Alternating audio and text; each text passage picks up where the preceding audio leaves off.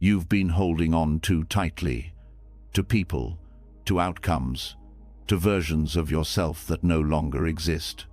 They told you happiness comes from having more, from love that stays forever, from plans that go your way, from control. But if that were true, why do you still feel heavy, even when life looks good?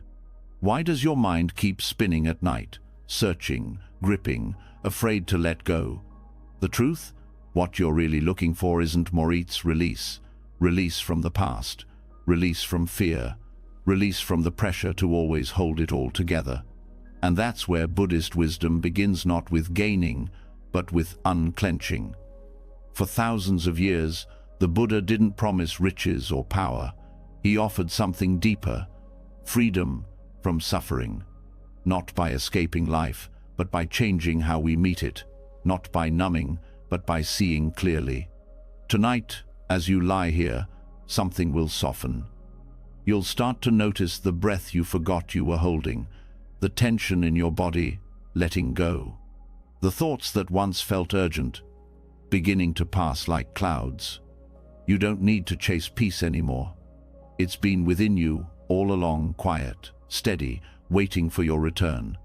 This isn't just another bedtime audio. This is the beginning of your unbecoming, of peeling back every layer that isn't really you, of falling asleep not with worry but with wisdom. You've held on long enough. Now, it's time to let go. Are you ready? Let's begin. And now, with your eyes growing heavier and your breath beginning to slow, we gently step into the first truth, the one most people spend their entire lives avoiding, the one hidden behind every sleepless night, every restless scroll through things we don't need, and every moment we mistake possession for peace. We begin with what we think we own. It starts so quietly: a favorite shirt, a new phone, the first car, a room of your own. Slowly, the things around you stop being just things. They become extensions of who you believe you are. Your identity starts to attach to them, and in that subtle shift, suffering finds its first open door. When you cling to something, there's fear buried underneath. Fear it might get lost, broken, taken. And so, even in moments when you have everything, there's a whisper in your chest that says, "What if it disappears?" That whisper never stops, because deep down, you know the truth. It will disappear. Everything does. The Buddha called this illusion anattati, truth, that there is no fixed, permanent self to attach to anything. Not a self that owns, not a self that holds, not even a self that can be found. But the mind doesn't like that. The mind wants to believe, this is mine, this defines me, this proves I exist. So we keep building identities through what we own: my house, my career, my body, my image, my success. And the more we build, the more fragile we become. Because now, peace isn't in Ute, it's in the hands of everything that can be lost. The couch gets stained, the phone breaks, the body changes, the money comes and goes, and with every loss, the false self trembles. Because when what you own disappears, who are you without it? You start to see how tiring this is, how heavy it becomes to live a life constantly defending things that were never really yours to begin with. Not truly, not permanently. And this isn't about becoming numb. It's not about throwing everything away or pretending things don't matter. It's about seeing clearly, seeing that clinging turns neutral objects into anxiety traps. Seeing that protecting your possessions can often cost you your presence, and that every time you say, "I am this," or "this is mine," you're building a cage around a self that was never solid to begin with. Look at how much time is spent maintaining the illusion, cleaning, upgrading, collecting, comparing. The hunger for more doesn't come from need, it comes from fear. Fear of being less. Fear of being left behind. Fear of disappearing if you don't have something to show for your life. But what if your value isn't measured by what you hold, but by what you're free enough to let go of? Think of a time you lost something important to you. Maybe it was sudden, maybe it slipped away slowly. The first reaction is usually panic, then sadness, then a strange silence. But in that silence, there's often something else: relief. Not because you didn't care, but because the pressure of holding on finally cracked open. Attachment is pressure, and pressure weighs on the mind like a constant storm in the background. You don't always notice it until it's gone. People will tell you it's wise to accumulate, build assets, collect things, have something to fall back on. And in some practical sense, that's understandable. But what they don't tell you is that the more you gather, the more you start to believe you are the gathering. And that's the trap. Because when you mistake what you have for what you are, you hand your peace over to everything that can be taken, and the world takes. A house can burn down, a savings account can vanish, a treasured object can break, a reputation can be shattered in a single misunderstanding.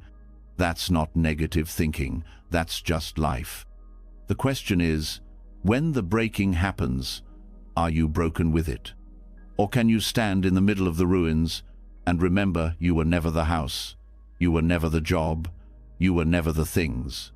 This truth isn't meant to make you sad, it's meant to set you free. Because in the absence of attachment, there is space, spaciousness of mind, lightness of being. And that space is where peace lives. Not in control, not in holding, but in the absence of needing anything to define you. Think about the objects that define modern identity: phones, clothes, photos, status symbols. These things aren't evil, but when they become your emotional anchors, every scratch feels personal. Every change feels like a threat, and slowly you forget how to exist without reinforcement from the outside. Now, hear this gently: you were never meant to be owned by your own possessions. And yes, owned, because that's what clinging does. It reverses the roles. The things you think you own begin to own your time, your thoughts, your moods. You can spend days upset over a lost item. You can skip a sunset worrying about a car repair. You can miss the present moment while scrolling for more things to buy. But in the end, the real loss isn't the object. It's you. You lose your stillness, your joy, your clarity, all to keep up a story of ownership that was never real. The teaching of anatta isn't abstract. It's not a puzzle to solve with your intellect. It's a lens to see through. It reminds you that there is no permanent you that possesses anything. What you call you is just a stream of thoughts, sensations and feelings flowing through awareness. And what you call mine is just form, impermanent, unstable, empty of essence. That doesn't make life meaningless. It makes life precious. Because when you stop gripping, you start appreciating, truly, not in the fearful way that says, I better hold on tighter, but in the open-hearted way that says, thank you for passing through my life, even if only for a moment. There's a difference between using and clinging, between enjoying and needing, between owning and being enslaved. Buddhism teaches that liberation begins not when you get everything, but when you stop needing everything to be yours. So how do you begin to release the grip? Start by noticing. Every time you feel tension in the mind around a thing, pause. Ask yourself gently, what am I afraid of losing here? What would I be without this? Don't rush to answer. Let the question work on you. Let it unravel what feels solid. And then, look closer. Notice how every object in your life has a story attached to it. This is my favorite. This was expensive. This reminds me of them. Those stories aren't wrong. But are they making you free? Try this. Hold something you treasure and let the thought come, this is not mine. It never was. It is only visiting. See what happens in your body. See if a little bit of tightness lets go. It might feel strange at first, like you're betraying something, but what you're really doing is telling the truth that everything you touch will pass. that your job isn't to trap it, but to bless it while it's here. When that understanding begins to root itself in your heart, you start to move differently. You still buy things, use things, love things, but they don't bind you anymore. They don't define you. You stop being afraid of losing them because your center has shifted inward. You find beauty in simplicity, joy in moments, peace in impermanence. And that peace is no longer conditional, no longer fragile, because it doesn't depend on how much you own but on how free your mind is. You may start to notice something subtle but profound. The more you let go of, the more room you have for presence. The room you were trying to fill with decorations suddenly feels more sacred with space. The shelf with fewer objects becomes a place of rest for the eyes. The closet you cleared out becomes a doorway to ease. And it's not just about physical clutter. It's about the mind unclenching.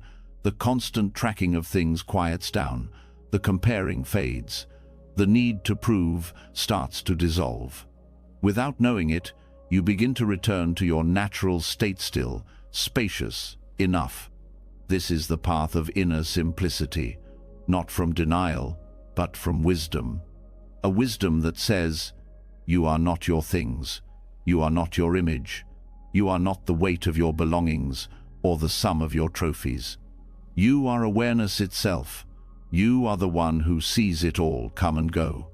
And in that seeing, there is no fear, no panic, no need to hold, just peace. A peace that cannot be bought, broken, stolen, or lost. That's what begins to rise when you stop clinging. That's what comes alive in the emptiness of ownership. A stillness that's always been there waiting underneath the weight. And now, as your thoughts begin to settle, you may feel it something gentle in the center of your chest. A quiet knowing. A truth that doesn't scream, but whispers. You are not what you own. You never were. And in that knowing, you are free. And even when the mind has let go of things, the car, the house, the title, the image, it still clings in a subtler way. Not to objects now, but to outcomes, to how life should unfold, to what should happen next. You can stop needing to own anything and still suffer if you continue to believe that your happiness depends on results going your way. There's this quiet expectation that life should reward effort, that love should be returned, that plans should work out, that doing everything right should lead to ease. But that belief, though comforting, is where suffering begins. It hides in everyday language. I'll be happy when, I'll relax if, it will all be worth it once. These statements seem innocent, but they all carry the same trap, tying your peace to something outside of you, waiting for life to meet your conditions before you allow yourself to feel okay. And when that condition isn't met, the ground slips. That's the suffering the Buddha called dukkha, not just pain, but a deeper kind of friction. The sense that something isn't right, that something is always slightly off, that life is missing the mark. Because even if you get the thing, win the promotion, get the relationship, hit the goal, how long does the joy last? A moment? A day? Then comes the next craving, the next measurement, the next outcome to chase. Conditional happiness is unstable. It's like building a house on sand. Every high is followed by a low. Every success comes with the pressure to protect it or repeat it. You're constantly one step away from loss, one disappointment from collapse. This isn't failure. This is how most people live, and it's exhausting. The teachings don't say don't try, or don't care, or don't engage with the world. They say be free within it. They offer an alternative to chasing outcomes, a steadiness called upekkha, or equanimity. Equanimity isn't indifference. It's not about being cold or detached. It's deep balance. The kind that remains intact whether the news is good or bad, whether the moment feels easy or hard. It's the inner stability of someone who no longer places their joy on the roller coaster of conditions.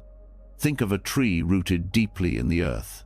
The wind may move the leaves, the storms may shake the branches, but the trunk stays grounded. Equanimity is that inner root. It holds you steady even when life changes course. And life always changes course. Most people mistake results for reality. They think, if I succeed, I'm worthy. If I fail, I'm not. If they like me, I'm lovable. If they don't, I'm broken. But all of these are just interpretations, just stories the mind tells itself. The truth is, outcomes don't determine your value. Outcomes don't define who you are. They simply happen, or they don't. What defines you is how deeply you stay present, even when life refuses to meet your expectations. We've been taught to grip tightly to what we want, but Buddhist practice teaches the opposite: hold everything loosely. Do your part, act with sincerity, then let go. Not let go as in give up. Let go as in stop needing the result to be a certain way in order to be at peace. You can send the message without needing the reply. You can apply for the job without being shattered if you don't get it. You can love someone fully without being crushed if the relationship changes form. When happiness depends on outcome, it becomes fragile. When happiness arises from within, it becomes unshakable. Equanimity doesn't mean you don't feel. It means your feelings are no longer held hostage by what life does or doesn't give you. You feel fully, but you remain free. This freedom starts with seeing clearly, seeing the nature of outcomes for what they are: impermanent, unpredictable, not fully in your control. Even when you work hard, plan well, and try your best, life still unfolds in ways you didn't expect. Sometimes in your favor, sometimes not. That's not failure. That's just the truth of how things are. And when you begin to live from that truth, the anxiety starts to fade. The grip begins to loosen. The need to manipulate every moment into something perfect loses its urgency. You stop arguing with reality. You start dancing with it. This doesn't make you passive. In fact, it makes you more powerful, because your energy is no longer wasted on fear or control. It's directed toward what you can do, showing up fully, acting with clarity, and releasing the rest. That release isn't weakness, it's wisdom. Equanimity protects your heart from the wild swings of praise and blame, gain and loss, pleasure and pain. These are the 8 worldly winds the Buddha spoke of. They blow through every life. No one escapes them, but you can stop being blown away. You start to witness the highs and lows like waves. You ride them, you don't become them. The reason this is so hard is because we're wired to crave certainty. The mind wants reassurance. It wants control. It believes, if I just do this right, I'll get the outcome I deserve. But life isn't transactional. It's not a vending machine where you press a button and always get what you ordered. Sometimes you give everything and still lose. Sometimes you make a mistake and everything works out. That doesn't mean effort is useless. It means effort is sacred only when it's not chained to reward. When effort is tied to outcome, it breeds anxiety. When effort is tied to values, it becomes freedom. Act because it aligns with who you want to be, not because it guarantees a return. Love because love itself is a gift, not because you expect it back. Give because generosity nourishes your spirit, not because it builds your image. This shift from outcome to presence is radical. It takes practice. You'll forget. You'll slip back into old habits of measuring success by results. That's okay. Every time you return, you grow stronger. Equanimity is a muscle. It builds slowly, moment by moment, choice by choice. You can start with small things: a delayed response to a text, a meeting that doesn't go your way, an idea that's misunderstood. Feel the tightness that wants to react. Pause, breathe, stay. Let the moment be what it is. Notice the part of you that wants to fix it, control it, change it. Instead, practice the discipline of rest.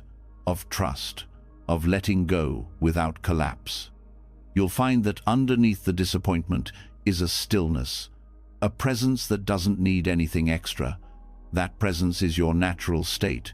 It doesn't disappear when things don't go your way. It just gets covered by reaction. When you stop tying joy to the next achievement, the next validation, the next victory, you become steady. And in that steadiness, you can do great things. Not because you're desperate to prove something, but because your action flows from clarity, from groundedness, from purpose. Upekkha doesn't erase your preferences. It doesn't mean you don't care. It means you're not controlled by what happens next. Your mind becomes less of a battlefield, more of a sanctuary. You begin to trust life, not because it always gives you what you want, but because you no longer demand that it does. This trust creates a spaciousness. You breathe easier, you think more clearly, you respond instead of react. You begin to feel like the sky vast, open, unchanged by the passing clouds. Every meditation, every mindful breath, every letting go builds this space. The more you release your need for the future to look a certain way, the more the present becomes enough. And when the present is enough, you're finally free. Because the deepest suffering doesn't come from what we experience. It comes from believing that something else should be happening instead. That's the root. And that's what equanimity dissolves. You no longer live with a clenched fist around each hope. You begin to walk with open hands, not empty open. This openness is where resilience lives. It's what lets you meet heartbreak without shutting down, face uncertainty without panic, start again without bitterness. And what's more beautiful is that this openness spreads. People feel it around you. Your presence becomes grounding for others. Your calm becomes a mirror that reflects their own potential to be still. You become less reactive, less rigid, less pulled by highs and lows. And as you grow, so does your capacity for compassion. Because when you're no longer caught in your own chaos, you can hold space for others with love and not judgment. Equanimity is what makes kindness sustainable. It keeps you from burning out, from turning bitter, from collapsing under the weight of expectations. It teaches you to care deeply, but without needing to control. And in that space, a new kind of joy begins to bloom, one that isn't dependent on the weather of life, one that can hold both sunlight and storm with the same open heart. This is the joy that no success can buy and no failure can take. This is the joy of being at peace, not because everything is perfect, but because your peace is no longer at the mercy of perfection. This is the joy of someone who is no longer waiting to be whole. And as the night deepens and your breath continues to slow, let this truth sink in gently. You don't have to keep chasing peace. You only have to stop tying it to something that can be lost. You've done enough. You are enough. And right here, without needing to change a single thing, you can rest. Free. And when you stop tying your peace to what happens, when joy no longer rises and falls with outcomes, there's something else that starts to rise in its place. A quiet pull toward less life, but less clutter, less noise, less of what never truly brought you peace in the first place. You start to feel the weight of excess, the tension of too many choices, the subtle chaos of having too much of everything and not enough of what matters. There is a kind of silence that begins to call you. Not the absence of sound, but the absence of mental overload. This is where spiritual minimalism begins. Not in empty rooms or colorless walls, but in the internal act of removing what doesn't belong, the subtracting of everything that covers your clarity, your calm, your natural state of ease. In a world that teaches us to accumulate, the Dharma whispers a different truth. Freedom doesn't come from adding more. It comes from letting go, not just of physical things, but of inner weight, attachments, reactions, false needs. Minimalism, when practiced from the heart, is not just about space, it's about presence.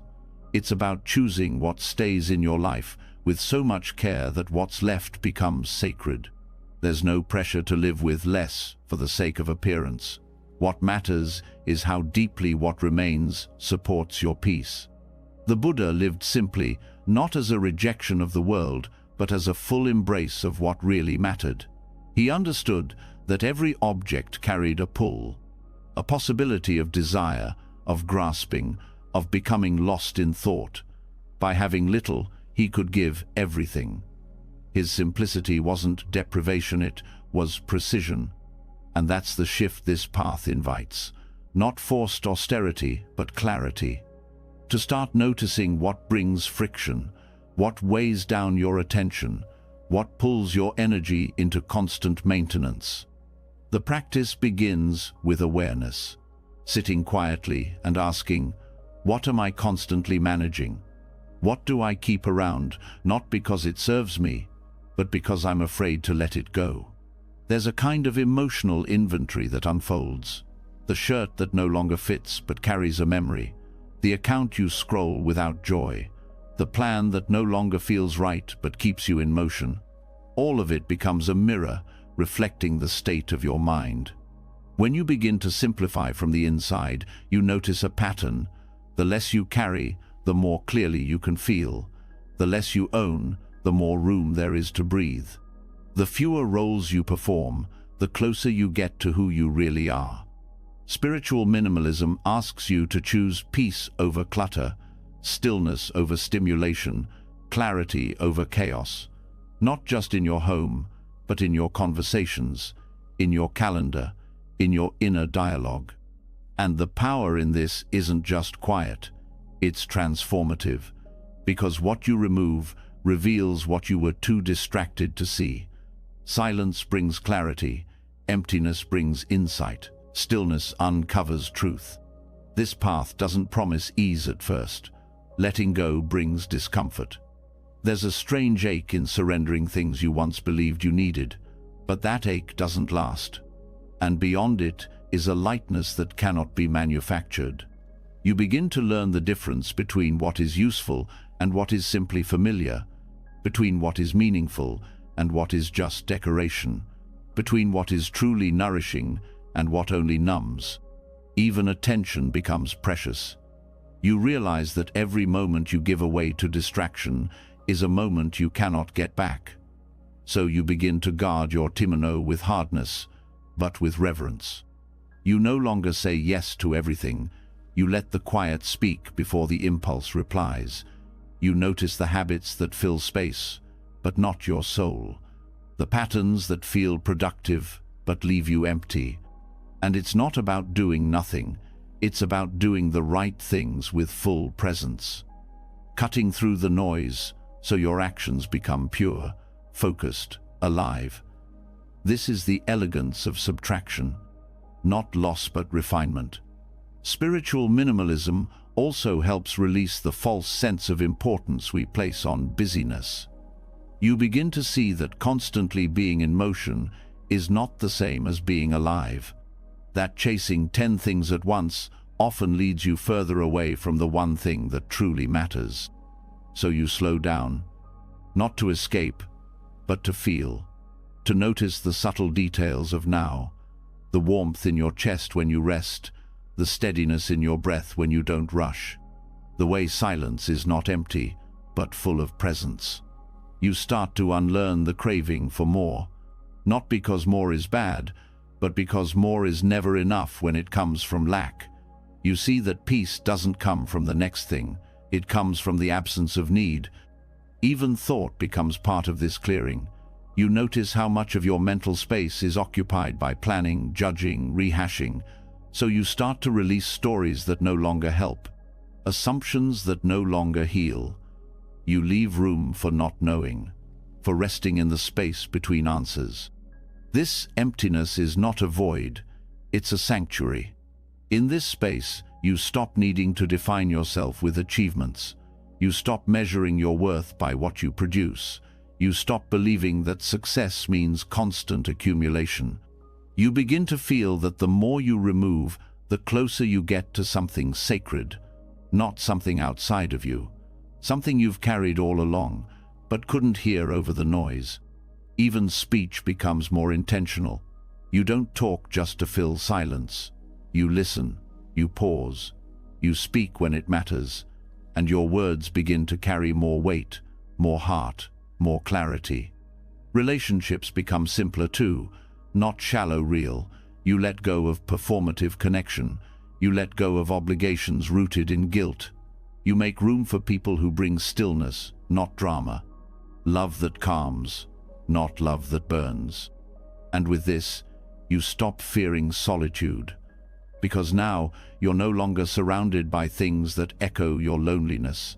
You are full with your own presence. You find depth in your own company.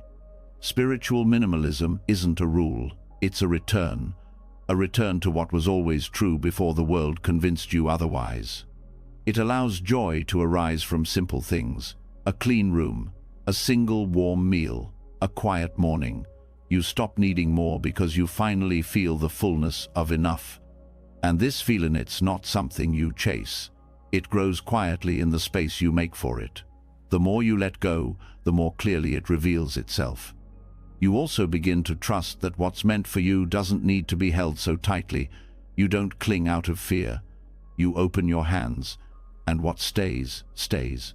What goes, goes. Your peace is no longer tied to keeping. And in this simplicity, a profound gratitude awakens. Because now, everything is seen. The smallest gestures, the ordinary moments. The things you used to rush past are now the very things that soften your heart. You see that clarity was never far. It was just buried beneath too much. The teachings of the Dhamma guide this way of living, not through rules, but through wisdom. Wisdom that sees craving as suffering, clinging as heaviness, excess as a barrier to truth. The middle path is not about extremes, it's about balance. Having what you need, and no more than what you can carry with peace. It's about moving through life without gathering unnecessary weight. There is no prize for holding on to what drains you, no reward for staying tangled in what no longer serves. The freedom you long for comes from the courage to release, to refine, to live with care. You stop measuring yourself by what's visible. You start tuning into what's felt. Peace becomes your new form of wealth, clarity your new kind of success, space your new kind of luxury. And from this place, generosity blooms. Because you are no longer trying to fill a hole inside you. You are full enough to give, to share without fear, to let others be without needing to possess. Your energy becomes focused, not scattered. Your life becomes aligned, not reactive. Your presence becomes a gift, not a performance.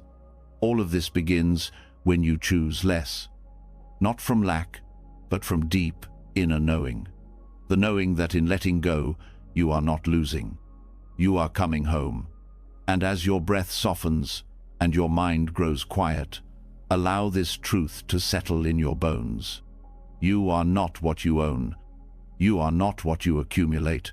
You are the space beneath it all. Still, whole, free. And even when you've cleared the space around you, simplified your life, quieted the outer world, there's still one place left that holds weight, the mind.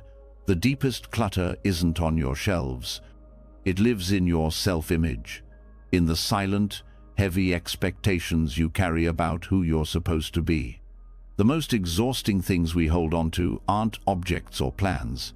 They're identities, roles, beliefs about how life should be and how we should show up in it. Thoughts like, I should be stronger by now, I should be more successful, I should be happier, I should always know what to do. These shoulds aren't harmless. They wrap themselves around your mind like armor that gets heavier with time. They whisper that you're not enough unless you're constantly becoming something better. They convince you that peace is something you'll earn, not something you already have access to. And yet, what's most painful about should isn't just the pressure, it's the way it turns the present moment into a problem. Every breath becomes insufficient. Every quiet becomes guilt. Every pause becomes failure.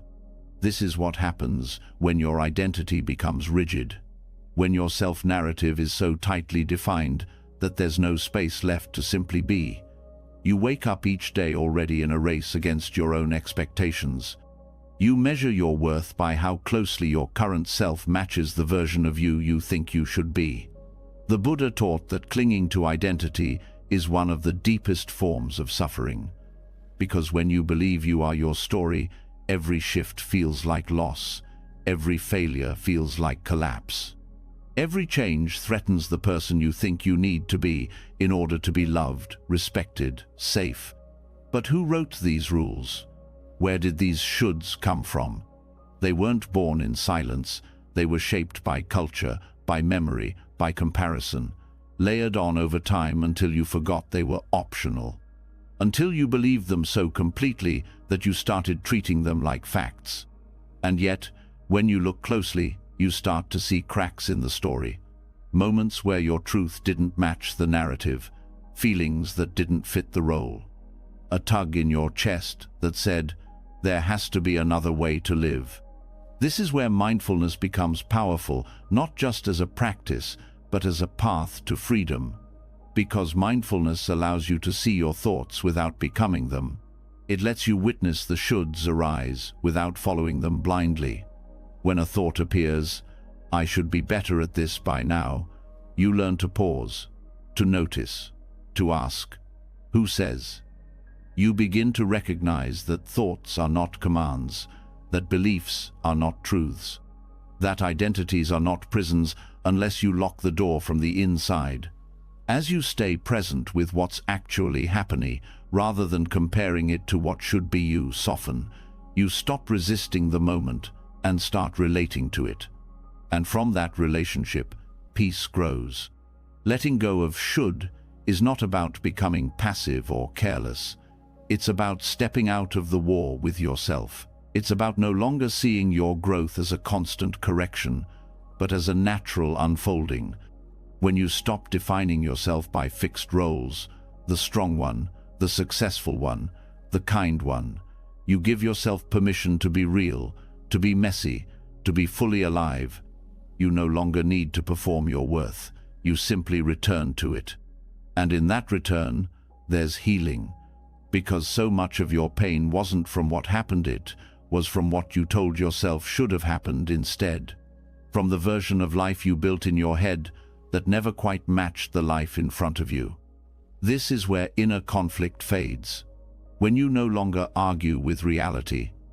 When you see that you don't need to become anything in order to belong here, that your value isn't conditional, that your being is already enough, even without proving or perfecting. The mind resists this. It wants to hold on to a clear image of self.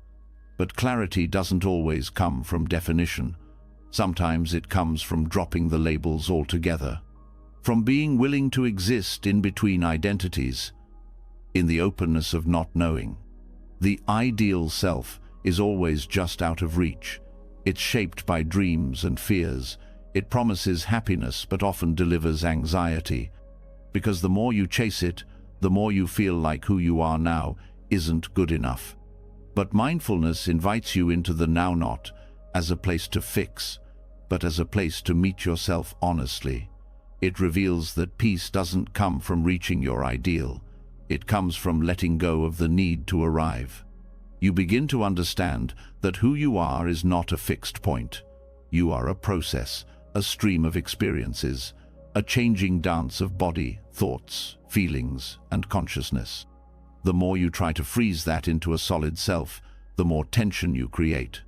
Freedom lives in fluidity, in letting yourself evolve without needing to match anyone's timeline, in allowing moments of confusion without turning them into failure, in being sad without needing to be the positive one, in being tired without thinking you're lazy.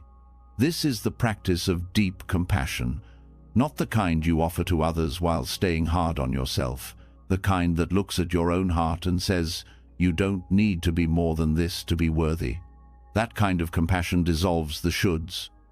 It sees the mind's demands and gently steps aside. It listens, not to argue, but to hold. And in that holding, old beliefs begin to lose their grip. You stop needing to be perfect. You stop needing to be impressive. You stop needing to be anyone other than who you are in this breath. And what rises in place of all that effort is relief. Not the relief of escape, but the relief of coming home, of finally allowing the moment to be enough, of letting the inner critic rest, of no longer needing to earn your place. As you walk this path, you start to notice how often others are caught in the same trap. You see their shoulds, their self-judgment, their quiet war against their own becoming. And instead of reacting, you soften toward them too. Because the more you let go of your own rigid identity, the more space you make for others to be human. The more deeply you live in acceptance, the more healing flows through your presence. You become less reactive, less defensive, less interested in being right or seen or approved. Not because you don't care, but because your peace no longer depends on it. Your identity stops being a wall and becomes a window. You can still grow, still evolve, but now your growth is rooted in love, not shame, in curiosity, not self-hatred. You expand not to become worthy, but because it feels like truth. There's no longer a pressure to match a perfect version of yourself, just a desire to live honestly, to move with integrity, to act in alignment with your deepest values, not your loudest fears. And in the moments where should returns as it will, you meet it with awareness.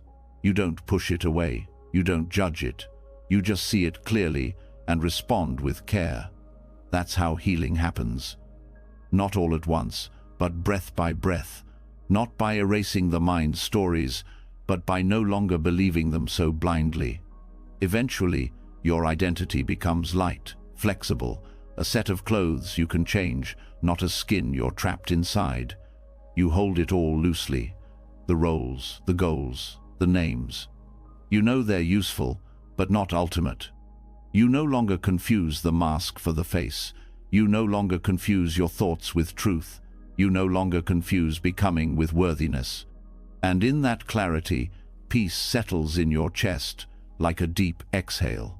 You feel more yourself, not because you've perfected the image, but because you've released the need to have one. Now you can rest, fully, softly, without needing to be anyone else. You're no longer chasing the person you think you should be. You're finally at ease with who you are. And once the burden of being someone in particular starts to fall away, something else begins to surface. A subtle but dangerous pull toward overcorrection, the tendency to swing from one extreme to another, from chasing success to rejecting it, from over-identifying with roles to pushing them all away, from being too much to being not enough. Even the act of letting go can turn into something we cling to. When we release one identity, one way of life, one set of beliefs, the mind often reaches for the opposite, as if peace can only be found in doing the exact opposite of what hurt us. But that too becomes a form of attachment, a quieter one, a more noble one maybe, but still tight, still rigid, still another version of the same suffering, just wearing different clothes. Even on the spiritual path, it's easy to become attached to the idea of awakening, to strict practices, to being the good meditator, to rejecting comfort as a sign of weakness, to the belief that more effort always means more growth, that pushing harder makes us more pure. And yet, this striving, even when it wears the robes of self-discipline, can become another trap. The Buddha saw this clearly. Before his awakening, he practiced extreme self-denial, starvation, silence, harsh control. He stripped everything away in search of truth. But it didn't bring him peace. It only made his body weak and his mind clouded. He realized that clinging to extreme seven spiritual once was still clinging. That realization was the birth of the middle way. Not a path of comfort for its own sake, not indulgence, not laziness, but also not punishment, not constant struggle, not endless pushing. It is a path of balance, of steadiness, of staying present without swinging toward excess or deprivation. The middle way doesn't reject discipline, it refines it. It doesn't deny joy, it deepens it. It doesn't discard structure, it softens it, makes it flexible. It invites you to walk with awareness, with care, with gentleness toward yourself and the world. You begin to see that peace isn't found in extremes. It's found in staying close to what's true in this moment. And the truth is never extreme. It shifts, it breathes. It calls for listening, not for rules. One of the greatest risks on any path of growth is turning the path into another performance, another image to maintain, another identity to protect. You start fasting because it clears the mind, but soon you're clinging to the idea that eating less makes you more spiritual. You start meditating to rest the heart, but eventually find yourself judging every distraction as failure. You start living simply, but secretly start competing over who owns the least. This is how even the most beautiful practices can become another layer of attachment. The middle way reminds you to pause, to return, to ask, what's here, right now? Not, what should I be doing? Not, how can I reach the next level? But, is this rooted in wisdom or fear, in love or ego? Non-attachment to extremes means letting go of the belief that you have to suffer to grow. It means releasing the story that ease is weakness, that letting yourself rest is indulgence, that not pushing hard enough means you're falling behind. You begin to recognize that every extreme, even the ones praised by others, carries its own tension. And tension, when left unchecked, always leads back to suffering. The middle way doesn't mean you live in a gray zone of neutrality. It means you live awake to the pull of both sides. You notice when you're chasing intensity just to feel alive. You notice when you're avoiding discomfort out of fear. You stay close to center, not by being passive, but by being deeply aware. There's power in that awareness, power in choosing the gentle path, even when the world tells you to choose the loud one. Power in not reacting automatically to the pull of your habits. And this path is deeply personal. What feels balanced to one person may feel excessive to another. The point isn't to follow a formula, it's to cultivate sensitivity, to notice what opens your heart and what tightens it, to follow the thread of peace, not pressure. Non-attachment to extremes also applies to how we think. The mind loves all or nothing thinking. Success or failure, good or bad, right or wrong. But wisdom lives in nuance. It lives in being able to hold contradictions, to say, this helped me once, but now it no longer fits. To allow space for change without shame. You start to unlearn the need for absolute certainty. You stop needing to be completely right or completely wrong. You accept that truth is often a moving thing, that growth is not a straight line, that healing doesn't always look noble, that rest is sometimes the bravest choice. This way of living creates depth, because now you're not avoiding life, you're meeting it fully, without filters, without clinging to how it should feel, without needing to label every moment as success or setback. You walk through pleasure and pain with the same presence, through clarity and confusion with the same breath, through praise and blame without chasing one or hiding from the other. And slowly, you start to feel more whole, not because you've perfected balance, but because you've stopped resisting it. You've stopped swinging so far in either direction that you forget the middle exists. There is a softness that grows when you no longer have to prove anything, when your worth isn't measured by how hard you try or how little you need, when you stop competing with your past self or future goals. Non-attachment to extremes lets you love yourself when you're tired. It lets you respect yourself when you say no. It lets you move through the world with a kind of quiet confidence, the kind that comes from control, but the kind that comes from harmony. This harmony extends to your relationships. You no longer need to be all things to all people. You stop swinging between isolation and overgiving. You stop needing others to agree with you in order to feel secure. You listen more. You argue less. You recognize that truth can be shared without being forced, that boundaries can exist without walls, that connection is not found in intensity, but in consistency. And just like that, the middle path isn't just a concept, it becomes your ground, the place you return to again and again. When life pulls too hard in one direction, it becomes your compass. There's nothing flashy about this way of living. It won't always be noticed, but it will be felt.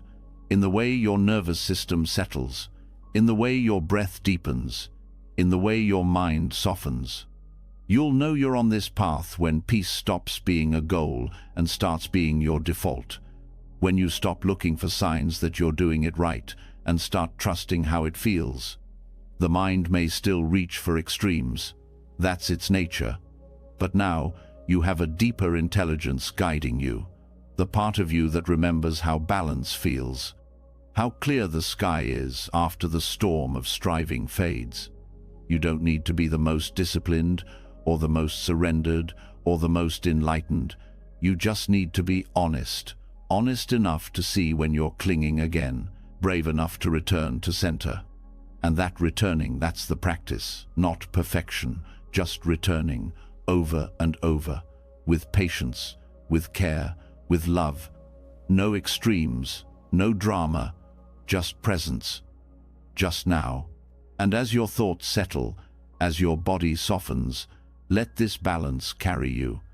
You've tried the edges, you've touched the high and low. Now, rest in the middle.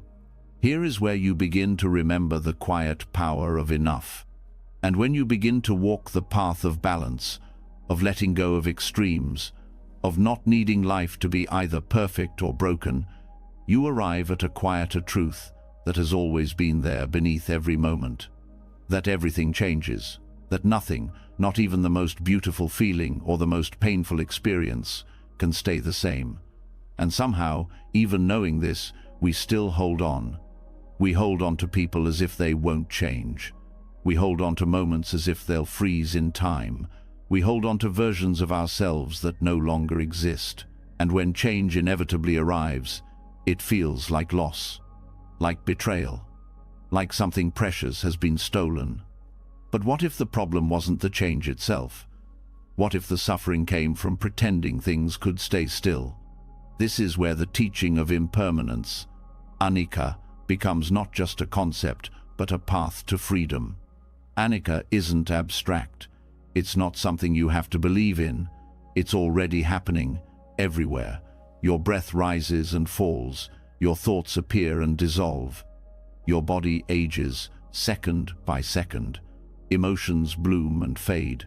Nothing in your experience has ever stayed exactly the same, not even for a moment. Yet the mind resists this. It wants things to last. It wants to capture joy and keep it, to control pain and avoid it. It builds attachments based on the illusion of permanence. But what it holds onto is already slipping away. And that's where the clinging starts. Not out of greed, but out of fear. Fear of endings, fear of change, fear of disappearing with the things we love. But clinging doesn't stop change. It only adds suffering to something that was already going to pass. So the practice becomes learning to live in truth, to stop pretending that things are stable when they are not, to love without trying to own, to grieve without collapsing, to see clearly that everything we experience is in motion like waves moving through the ocean, never still, never separate from one another. One way to internalize impermanence is to begin observing it directly. You can sit with your breath and notice how each inhale disappears into an exhale, how the space between each breath is never quite the same, how your body moves even in stillness, how even the feeling of stillness shifts as you observe it. This kind of awareness isn't passive, it's precise. It tunes you into reality, not as an idea, but as a living process. You begin to see that emotions, no matter how intense, have a life cycle. That joy peaks and softens, that sadness rises and dissolves, That anger flares and cools. Nothing stays. And this is not meant to make you numb, it's meant to liberate you, because once you see the transient nature of experience, you stop building your identity on temporary states. You no longer say, I am this anger, or I am this pain, or even, I am this joy. You start to say, this is visiting me now, and it will pass. That shift changes everything. It allows you to sit with pain without fearing it will last forever. It allows you to enjoy pleasure without needing to possess it. It allows you to meet people as they are, without needing them to stay the same. You begin to relate to life as a series of moments, not a permanent structure. Each moment is new, alive, changing, and when you live like that, your heart stays open, because you're no longer demanding that anything last. You're just being present and allowing. Letting go of emotional clinging doesn't mean you stop caring. It means you stop gripping. You love fully, knowing that love will shift.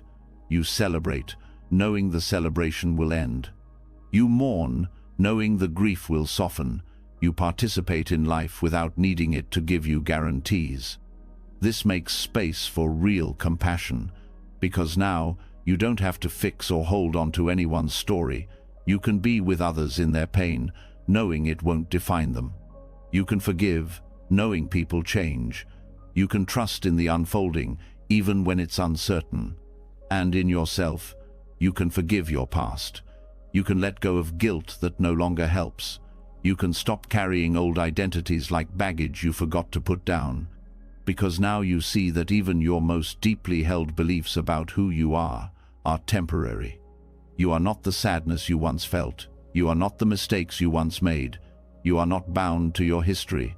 You are changing, even now, softly, quietly, with every breath.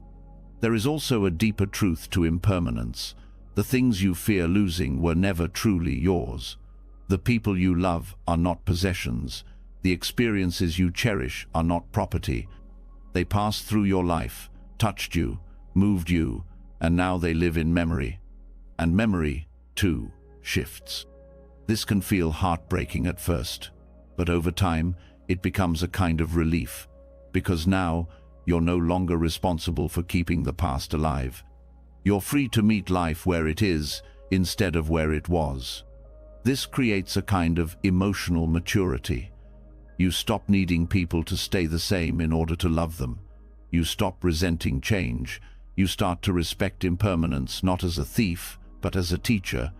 And you begin to see the wisdom in transience, the way impermanence sharpens your appreciation, the way it draws your attention to what matters. Because now every sunrise feels like a gift. Every conversation feels more sacred. Every goodbye carries grace. Nothing is wasted when you know nothing will last. One powerful practice is to reflect regularly on the changing nature of all things. You might look at a photo from years ago and simply notice, I am no longer that person. You might revisit a place and feel how it has shifted. You might hold your breath and feel it dissolve. These small reflections plant seeds, seeds of letting go, seeds of insight. Over time, these seeds grow into wisdom, a wisdom that doesn't panic when life turns, a wisdom that doesn't freeze when things fall apart, a wisdom that knows, this too is passing. This truth can even hold you in grief. When someone you love changes or leaves, when something precious ends, the pain is real. But impermanence doesn't mean pain disappears. It means pain moves. It changes form. It softens if you let it. Clinging doesn't make love deeper. It makes love fearful. And love touched by fear always asks for more than it can hold. But love rooted in impermanence knows its own beauty. It doesn't need to last forever to be meaningful. It doesn't need to be controlled to be real. You begin to love without demand, to feel without resistance, to live without needing every chapter to be happy, because now you see the thread that runs through every chapter, presence. And presence, when it's clear, holds everything without clinging. And the more you live this way, the the more you see the subtle places where clinging hides, in expectations, in nostalgia, in assumptions about how things should go. You start to notice how tight the body feels when you're resisting change, how soft it becomes when you accept it. This is where the body and mind begin to align. The body learns to release what the mind once held. The breath becomes a teacher, the heartbeat becomes a reminder. Each movement becomes a meditation on impermanence. You no longer fear change, you welcome it, because now you're not using life to build something fixed. You're walking with it, breathing with it, meeting each moment with open hands. And what grows in those open hands is not control. It's trust. Trust in your ability to meet whatever arises. Trust in your strength to hold joy and sorrow with equal grace. Trust in the rhythm of life to bring what's needed, not what's expected. This is not passive. It is deeply alive.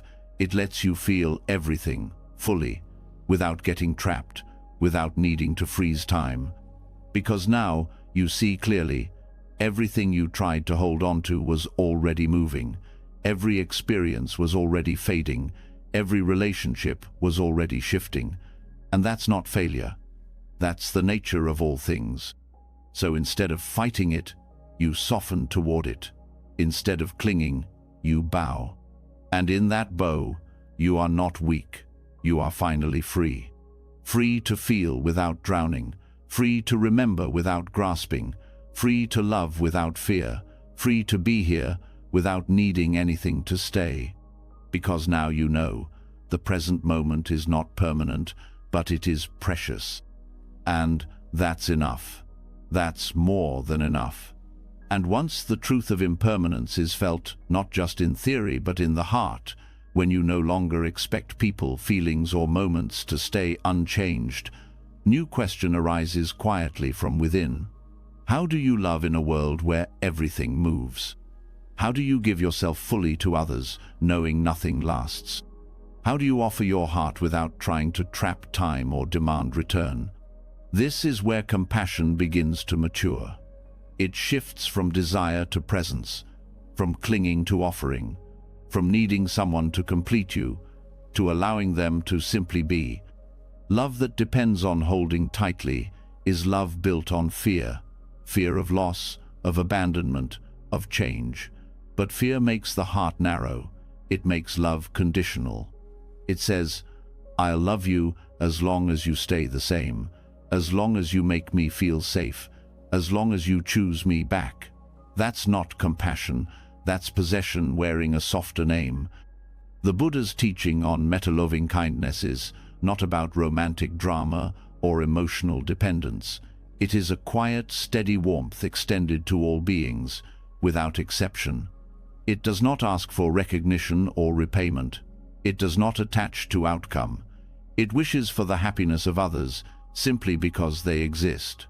And yet, metta is not distant or cold. It's not the absence of feeling.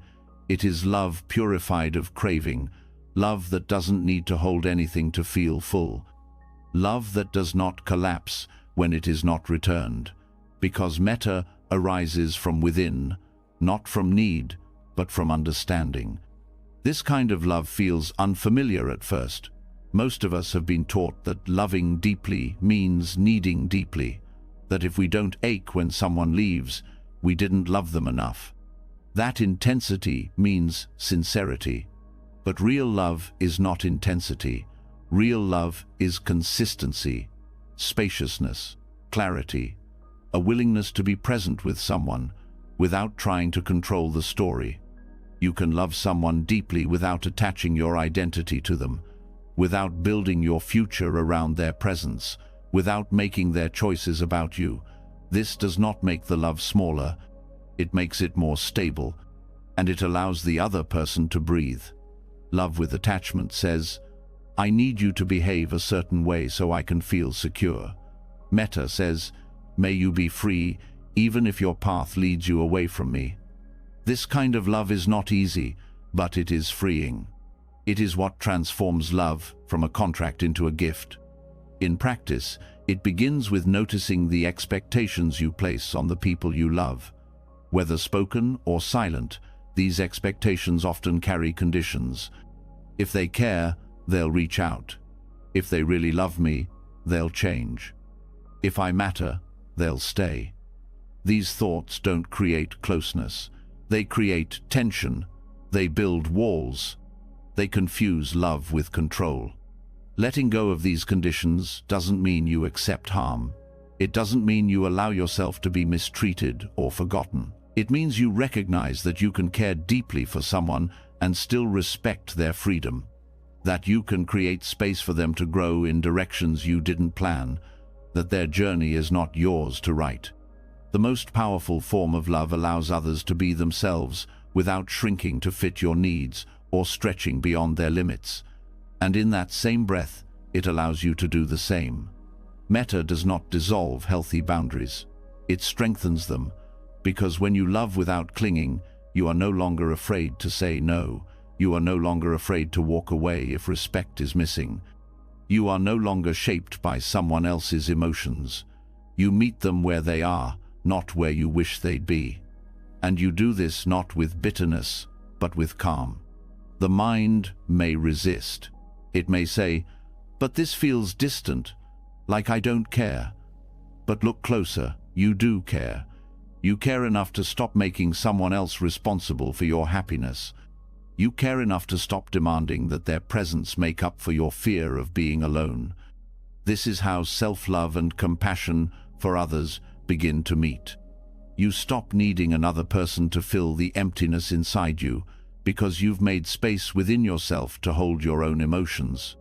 You stop grasping for love as proof of worth, because you know your worth is not up for debate.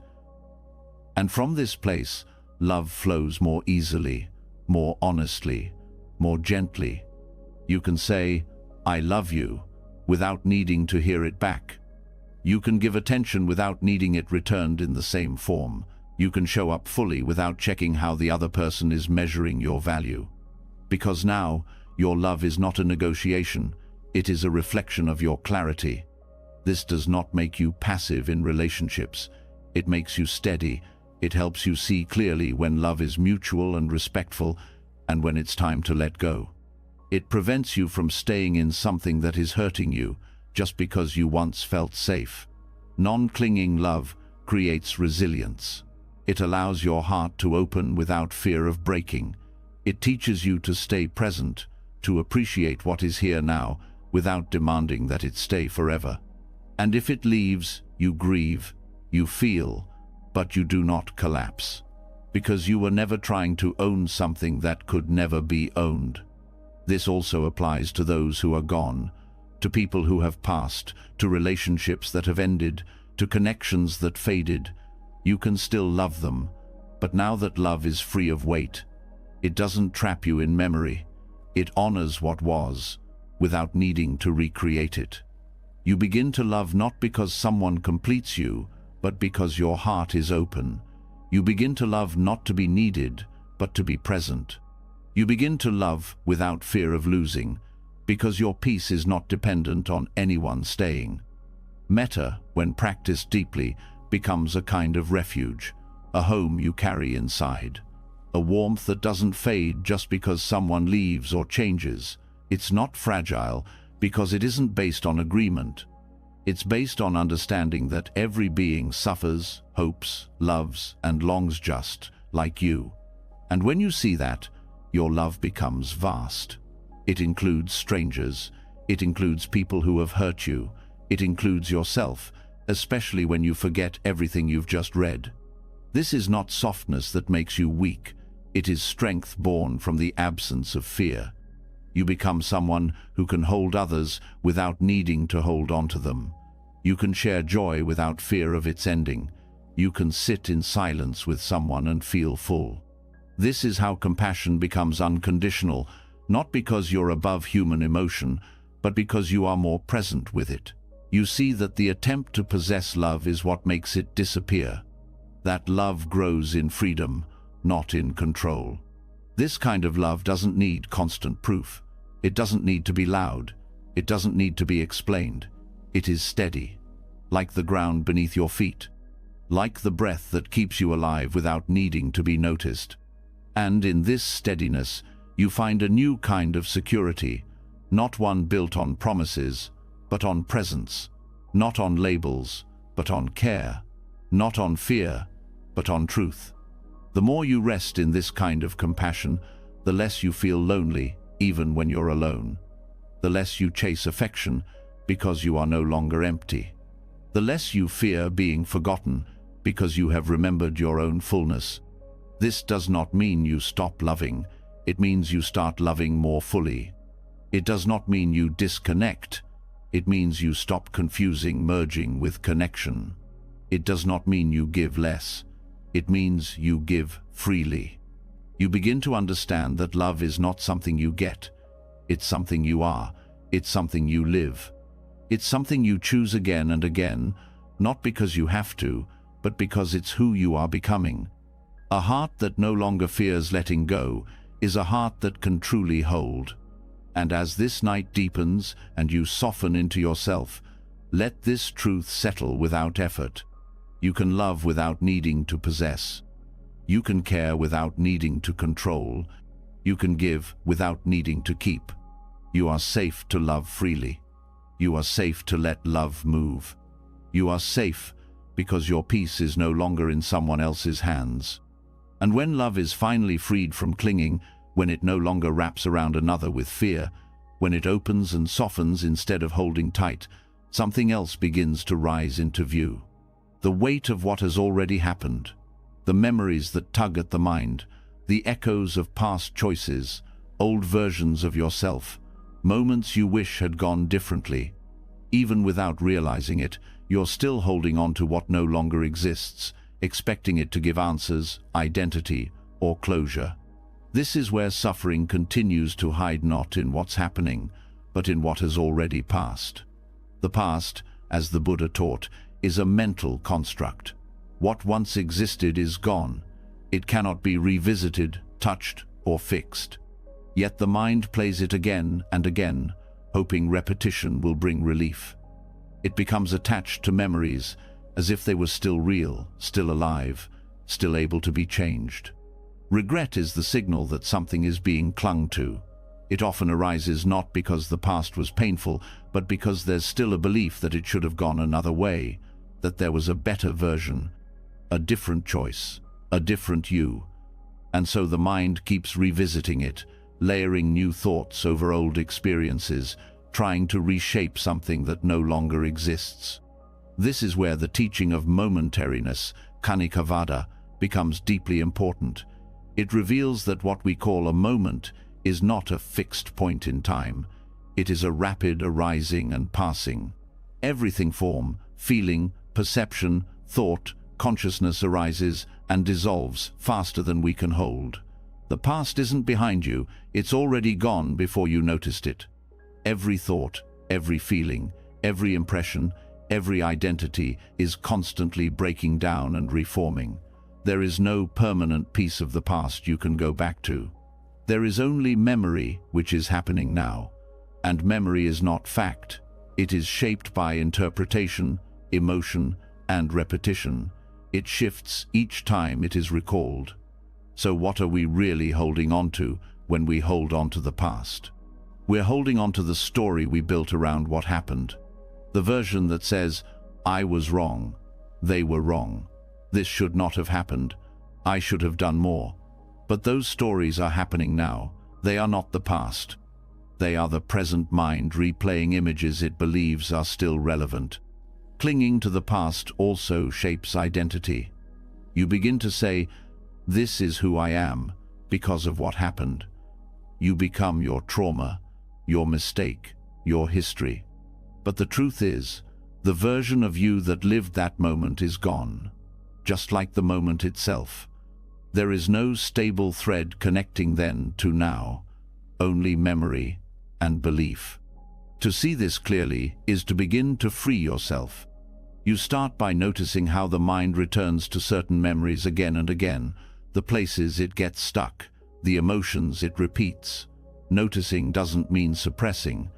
It means seeing the habit without getting caught in it. Ah, here is the story again.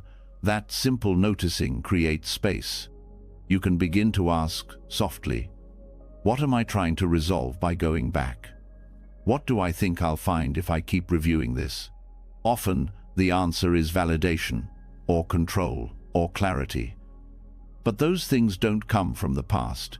They come from meeting the present with honesty, from letting the past inform your wisdom, but not run your life. In Buddhist practice, we don't erase the past. We see through it. We bow to its lessons. We learn to carry memory lightly, not as a chain, but as a gentle thread, something we can touch without being bound to it. This changes your relationship with regret. You stop asking, how do I fix what can't be changed? And start asking, what have I learned? What can I carry forward? This is not denial. This is maturity. This is the mind waking up from its trance. Because while the past cannot be revisited, your relationship to it can always evolve. The story you tell yourself can soften, the tone can shift. You can look back and see not only what went wrong, but also what you survived. Not only the harm, but the healing. And when you see that clearly, you begin to forgive not as a favor to the past, but as a gift to the present. You release the grip. You allow what happened to be just that, something that happened. This includes forgiving yourself, which may be the hardest part, because when regret becomes part of your identity, letting it go can feel like letting go of your moral compass. But forgiveness doesn't mean what you did was right. It means you've stopped demanding punishment as the price of growth. Self-forgiveness is not indulgence. It is honesty, a recognition that the version of you who acted in the past was not the same person you are now, that you too were learning, that you did the best you could with the clarity you had, and that now your work is to live from greater clarity, not from guilt. Guilt that is carried beyond its lesson becomes ego. It turns into a story about how flawed you are. But the Dhamma is not interested in your guilt. It is interested in your awakening, in your ability to meet the present without distortion. Every moment you spend locked in the past is a moment you are not here, not seeing, not listening, not breathing. You are missing your life while staring at one that no longer exists. Letting go of the past also dissolves the illusion of time as a line.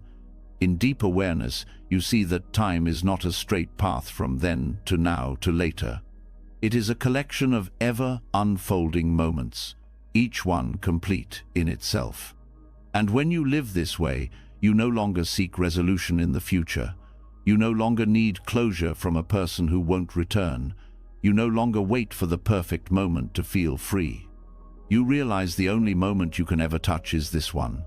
This realization doesn't make the past meaningless.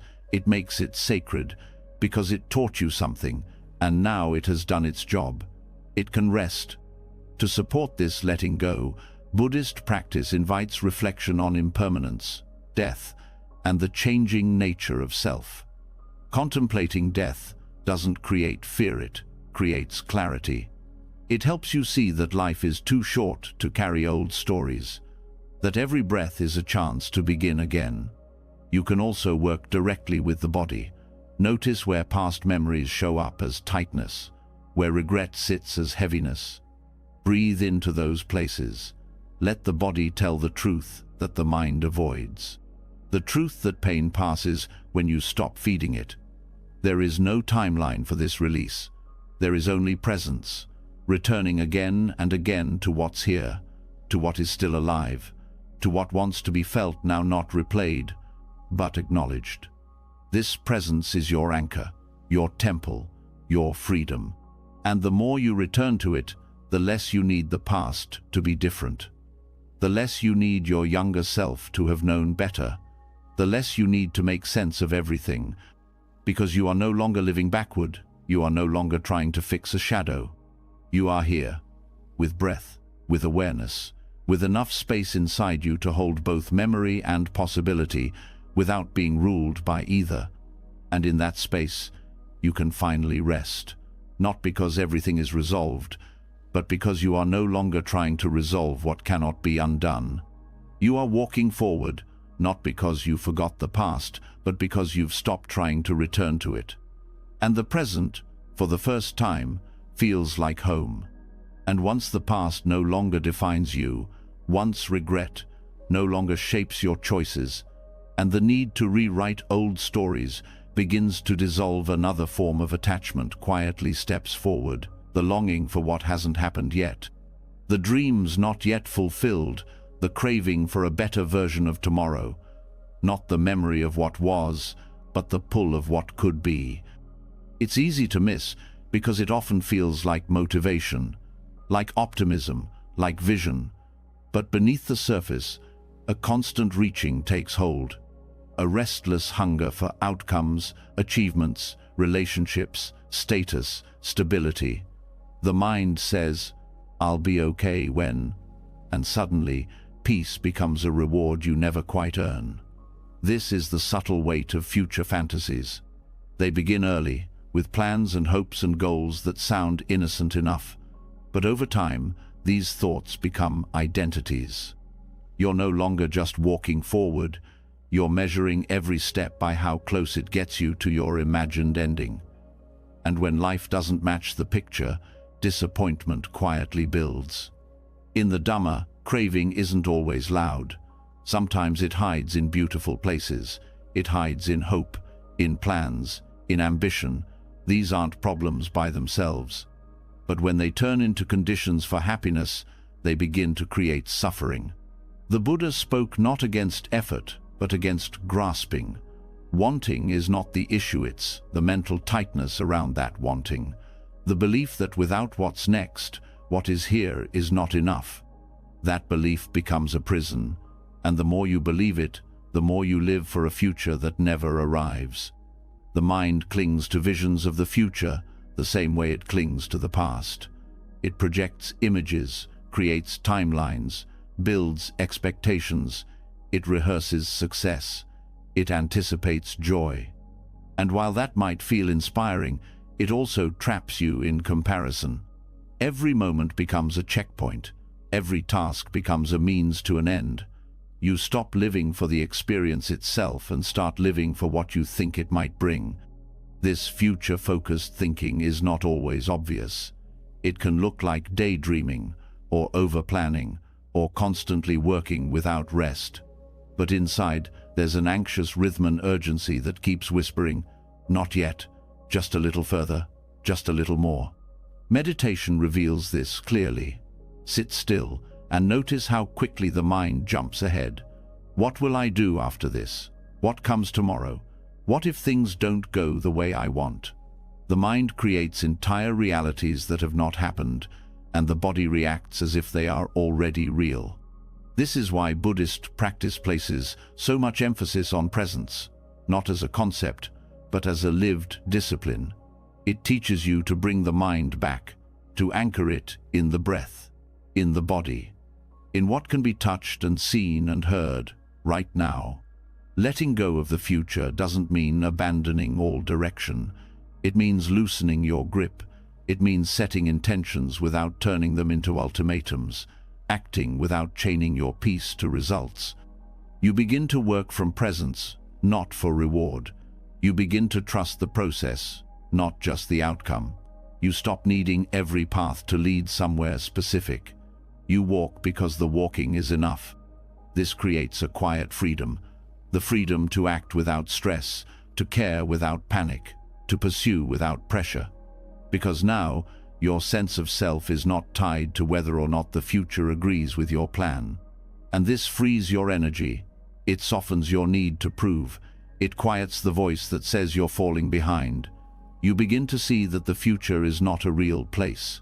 It's a story in your head, a moving target, a collection of guesses based on memory and desire. When you stop living for it, you begin to live fully now. This shift does not mean letting go of dreams.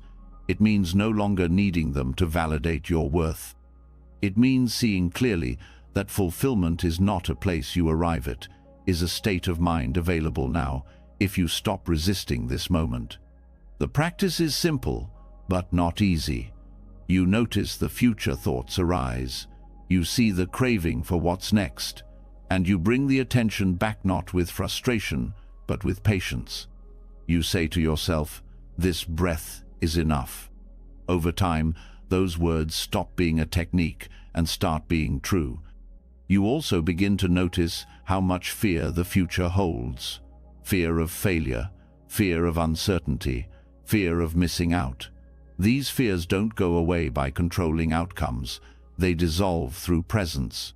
When you are fully here, the mind has no room to panic over what has not yet come. Fear fades when you stop feeding it with imaginary stories. Hope becomes softer, too, not something that pulls you out of the present, but something that walks beside you. Hope rooted in presence is resilient. Hope rooted in craving is fragile. Non-attachment to the future doesn't kill ambition, it purifies it. It asks, are you moving because it feels honest, or because you're scared to stand still? Are you growing because you're curious, or because you're terrified of staying the same? This clarity transforms ambition from pressure into purpose. You act because it feels aligned, not because you're trying to escape yourself. And when setbacks come, you no longer see them as signs of failure. They are just part of the path. Not obstacles, just turns in the road. You meet them with the same presence you bring to everything else. This is how you begin to trust life again. Not because you know what's coming, but because you no longer need to know. You stop trying to fast forward through difficulty. You stop waiting for the real life to begin. You stop thinking happiness lives on the other side of achievement. And instead, you begin to feel something newer, quiet contentment, even when things are uncertain, even when they're incomplete, even when you don't know what comes next. That contentment is the fruit of non-clinging. It doesn't shout, it doesn't demand. It just sits quietly in your chest, reminding you that this breath, this step, this moment is already whole. And you are already home. And when the chase for the future slows down, when the mind no longer spins in craving for what hasn't arrived, you start to face what's always been waiting in silence. The quiet truth that this too will end. Not just the plans, not just the hopes, but the breath itself, the body, the time you think you still have. What remains when the idea of later is taken away? This is not meant to create fear. It's meant to bring you closer to truth. A truth so often hidden that it begins to feel like taboo, but turning away from it doesn't protect you, it only dulls your life. The practice of Maranasati, or mindfulness of death, does the opposite. It brings life into full color by stripping away illusion. It cuts through distraction and surfaces what matters most. Contemplating death is not about darkness, it's about clarity. When you face impermanence not just as a theory, but as a reality waiting at your doorstep, something inside you wakes up. The mind stops postponing peace. The heart stops bargaining with time. The soul stops waiting for permission. You begin to ask questions differently. Instead of, "What do I want to do someday?" you start asking, "What will I regret if I don't do it now?" Instead of chasing more, you begin wondering what's actually worth keeping. Death contemplation brings urgency, but not panic. It quiets the endless loop of postponement. Because once you've held the truth that everything you know will pass, the mind begins to release its grip on the non-essential. You may notice how much energy is spent avoiding this truth. Through constant activity, constant entertainment, endless goals. These are distractions from the reality that your time is not promised. Not in weeks, not in days, not even in the next moment. The practice asks you to look, not away, but directly at this. Not to become morbid, but to become free. Because when you deeply realize that everything you're attached to will end, your possessions, your roles, your body, even your name, you stop confusing any of it for who you are. You begin to live lighter, not recklessly, but with reverence, not with fear, but with full presence. Because now each moment is no longer a stepping stone to something better. It is the very heart of life itself. Meditation on death also loosens attachment because it removes the false sense of control. So much stress arises from trying to manage outcomes, avoid pain, secure permanence. But when you realize that even the body you care for so carefully will return to the earth, it humbles the mind. This humility is not defeat. It is the beginning of inner peace. You stop needing life to go your way. You stop demanding guarantees. You begin meeting reality as it is fragile, changing, wild, and precious. One of the most powerful parts of this practice is its ability to deepen compassion. When you remember that everyone around you will also die, every friend, every stranger, every person you love, and every person who frustrates you, you soften. The walls come down, grudges lose their power. Ego quiets. You begin to live with an open hand, not because you've given up, but because you understand how little can truly be held. You see that clinging to control, clinging to image, clinging to winning arguments, all of it begins to dissolve in the light of death. This doesn't make life meaningless. It makes it sacred. You pay attention more closely. You listen more fully. You stop leaving your joy for some other time. You find yourself savoring the taste of food, the sound of laughter, the stillness between tasks, not because they last, but because they don't. Death awareness doesn't take you out of life. It drops you deeper into it. And from here, your priorities shift. You stop investing in what doesn't align with your heart. You stop saying yes out of guilt. You stop clinging to people out of fear.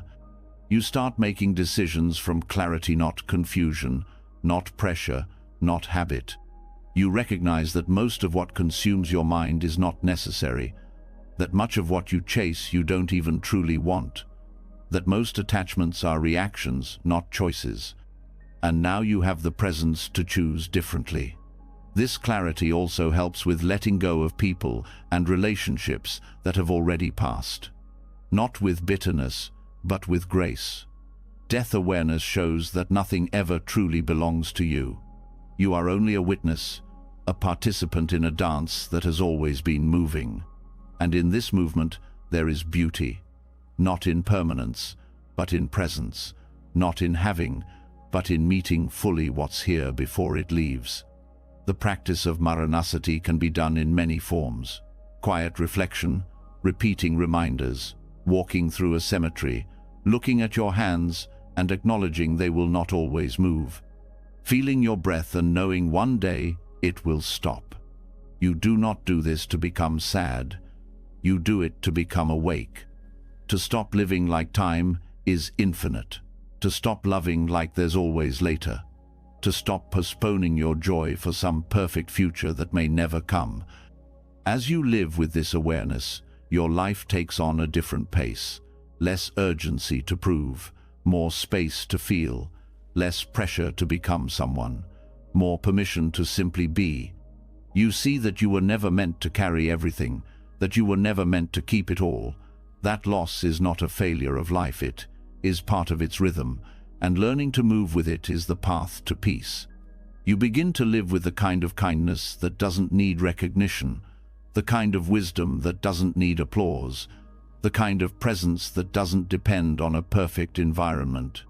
This is what death teaches best, that love matters, that awareness matters, that the time you give to your inner life is never wasted. And when the time comes for endings, for change, for final goodbyes, you are less afraid. Not because you know what's next, but because you lived this life fully. You didn't wait. You didn't hold back. You walked awake. Letting go becomes less about effort and more about understanding. You are not trying to detach from life. You are letting go of what blocks you from living it with depth and truth. This letting go becomes a daily act, in breath, in silence, in choice. You stop looking for forever. You stop asking for guarantees. You simply keep showing up again and again with a heart that knows time is short and that makes it all the more beautiful. And as you rest now, with the rhythm of your breath and the stillness of your body, let this truth hold you gently. You are here, for now, and that is enough. And when you begin to see death not as an ending but as a mirror that reflects the impermanence in everything, you may start to notice an even deeper pattern hidden beneath all your choices, reactions, and fears. A pattern that isn't just about this life, but something older, something repeated. A cycle so subtle that it often feels normal, so familiar that it hides in plain sight. This is where the Dhamma points to something even more profound, the cycle of becoming, of birth and death, of attachment and reattachment, the cycle known as samsara. Samsara is not only about being born and dying in a literal sense. It is the cycle of habit, of reaction, of clinging, of becoming. It is the wheel that keeps turning because we keep feeding it with our cravings, our aversions, and our ignorance. Every time we react without awareness, every time we chase after or push away, we are spinning that wheel again, not just for lifetimes, but moment to moment. The Buddha did not teach about rebirth to provoke fear or fantasy. He pointed to it as a consequence of identification and attachment. He showed that so long as we cling whether to the idea of self, to feeling, to form, to consciousness, we remain caught in a cycle we cannot control. A cycle that does not liberate, but traps. At the center of samsara is ignorance, not seeing clearly the true nature of reality.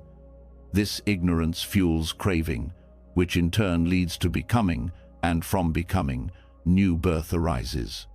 Not just literal birth into another life, but mental birth into a new identity, a new thought, a new emotion. It happens constantly. You grasp at praise, and a self is born. You cling to anger, and a story is born. You chase pleasure, and a version of you begins again. That is rebirth. Every time you react to life from unawareness, the cycle repeats. Every time you refuse to let go, you plant the seeds for more becoming. Samsara is not somewhere else. It is right here, in the way we meet the world without understanding. This is why insight, or vipassana, is so vital. Vipassana means seeing things as they are, not as we want them to be, not as we fear them to be, but as they actually are. It is a practice of truth, rooted in moment-by-moment observation. You begin to watch your mind and body closely.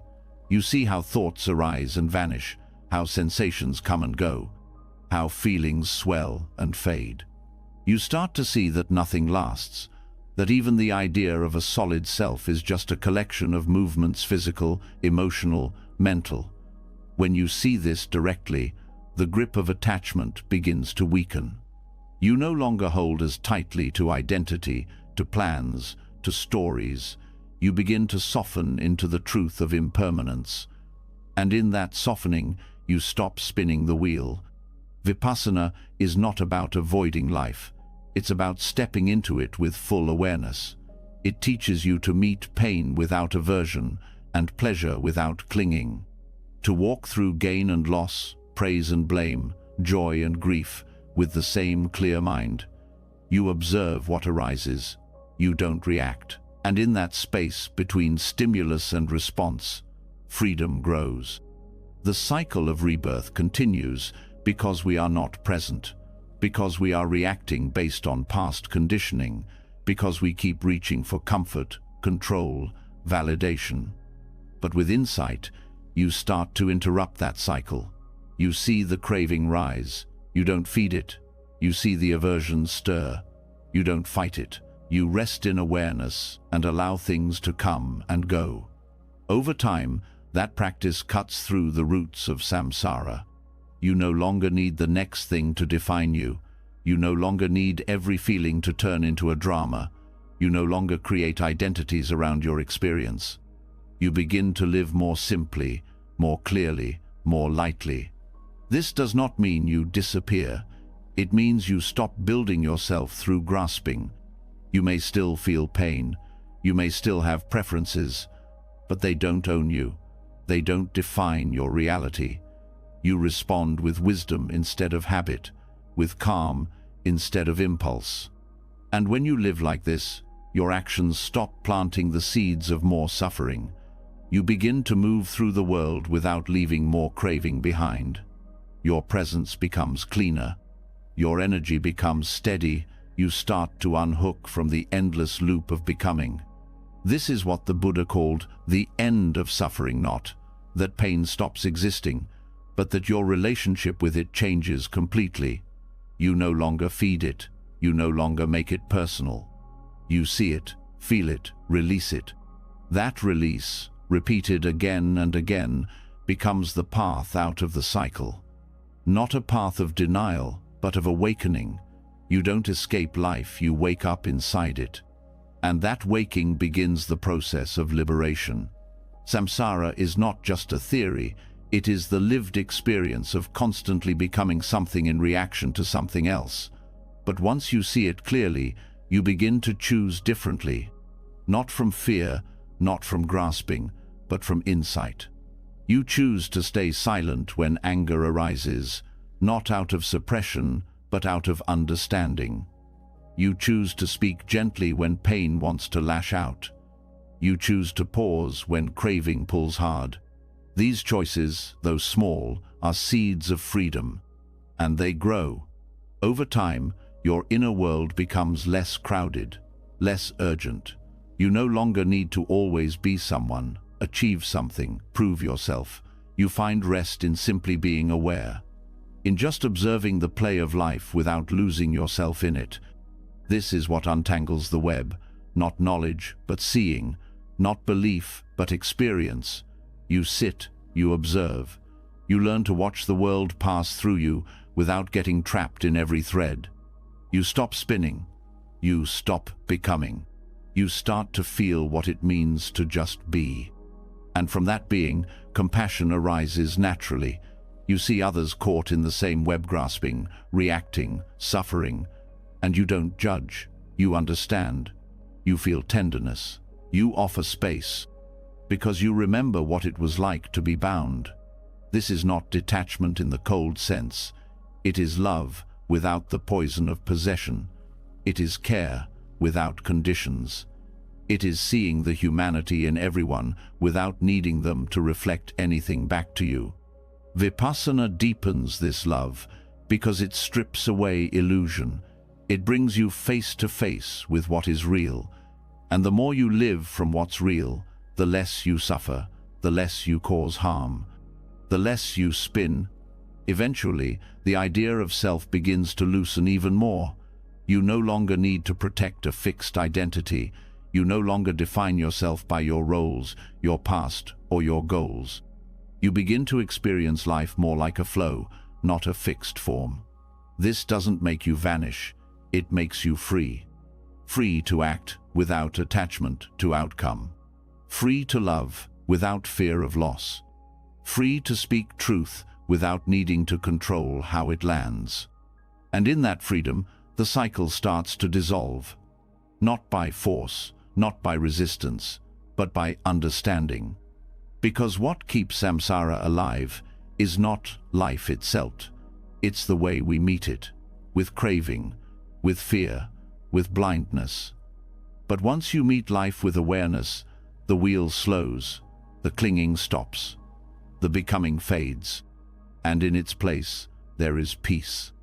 A peace that doesn't need anything to continue. A peace that has nothing left to prove. A peace that is no longer part of the web.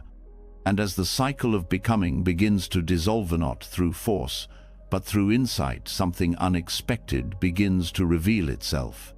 Even as craving weakens and identity loosens, there's often one form of attachment that lingers more quietly than all the rest.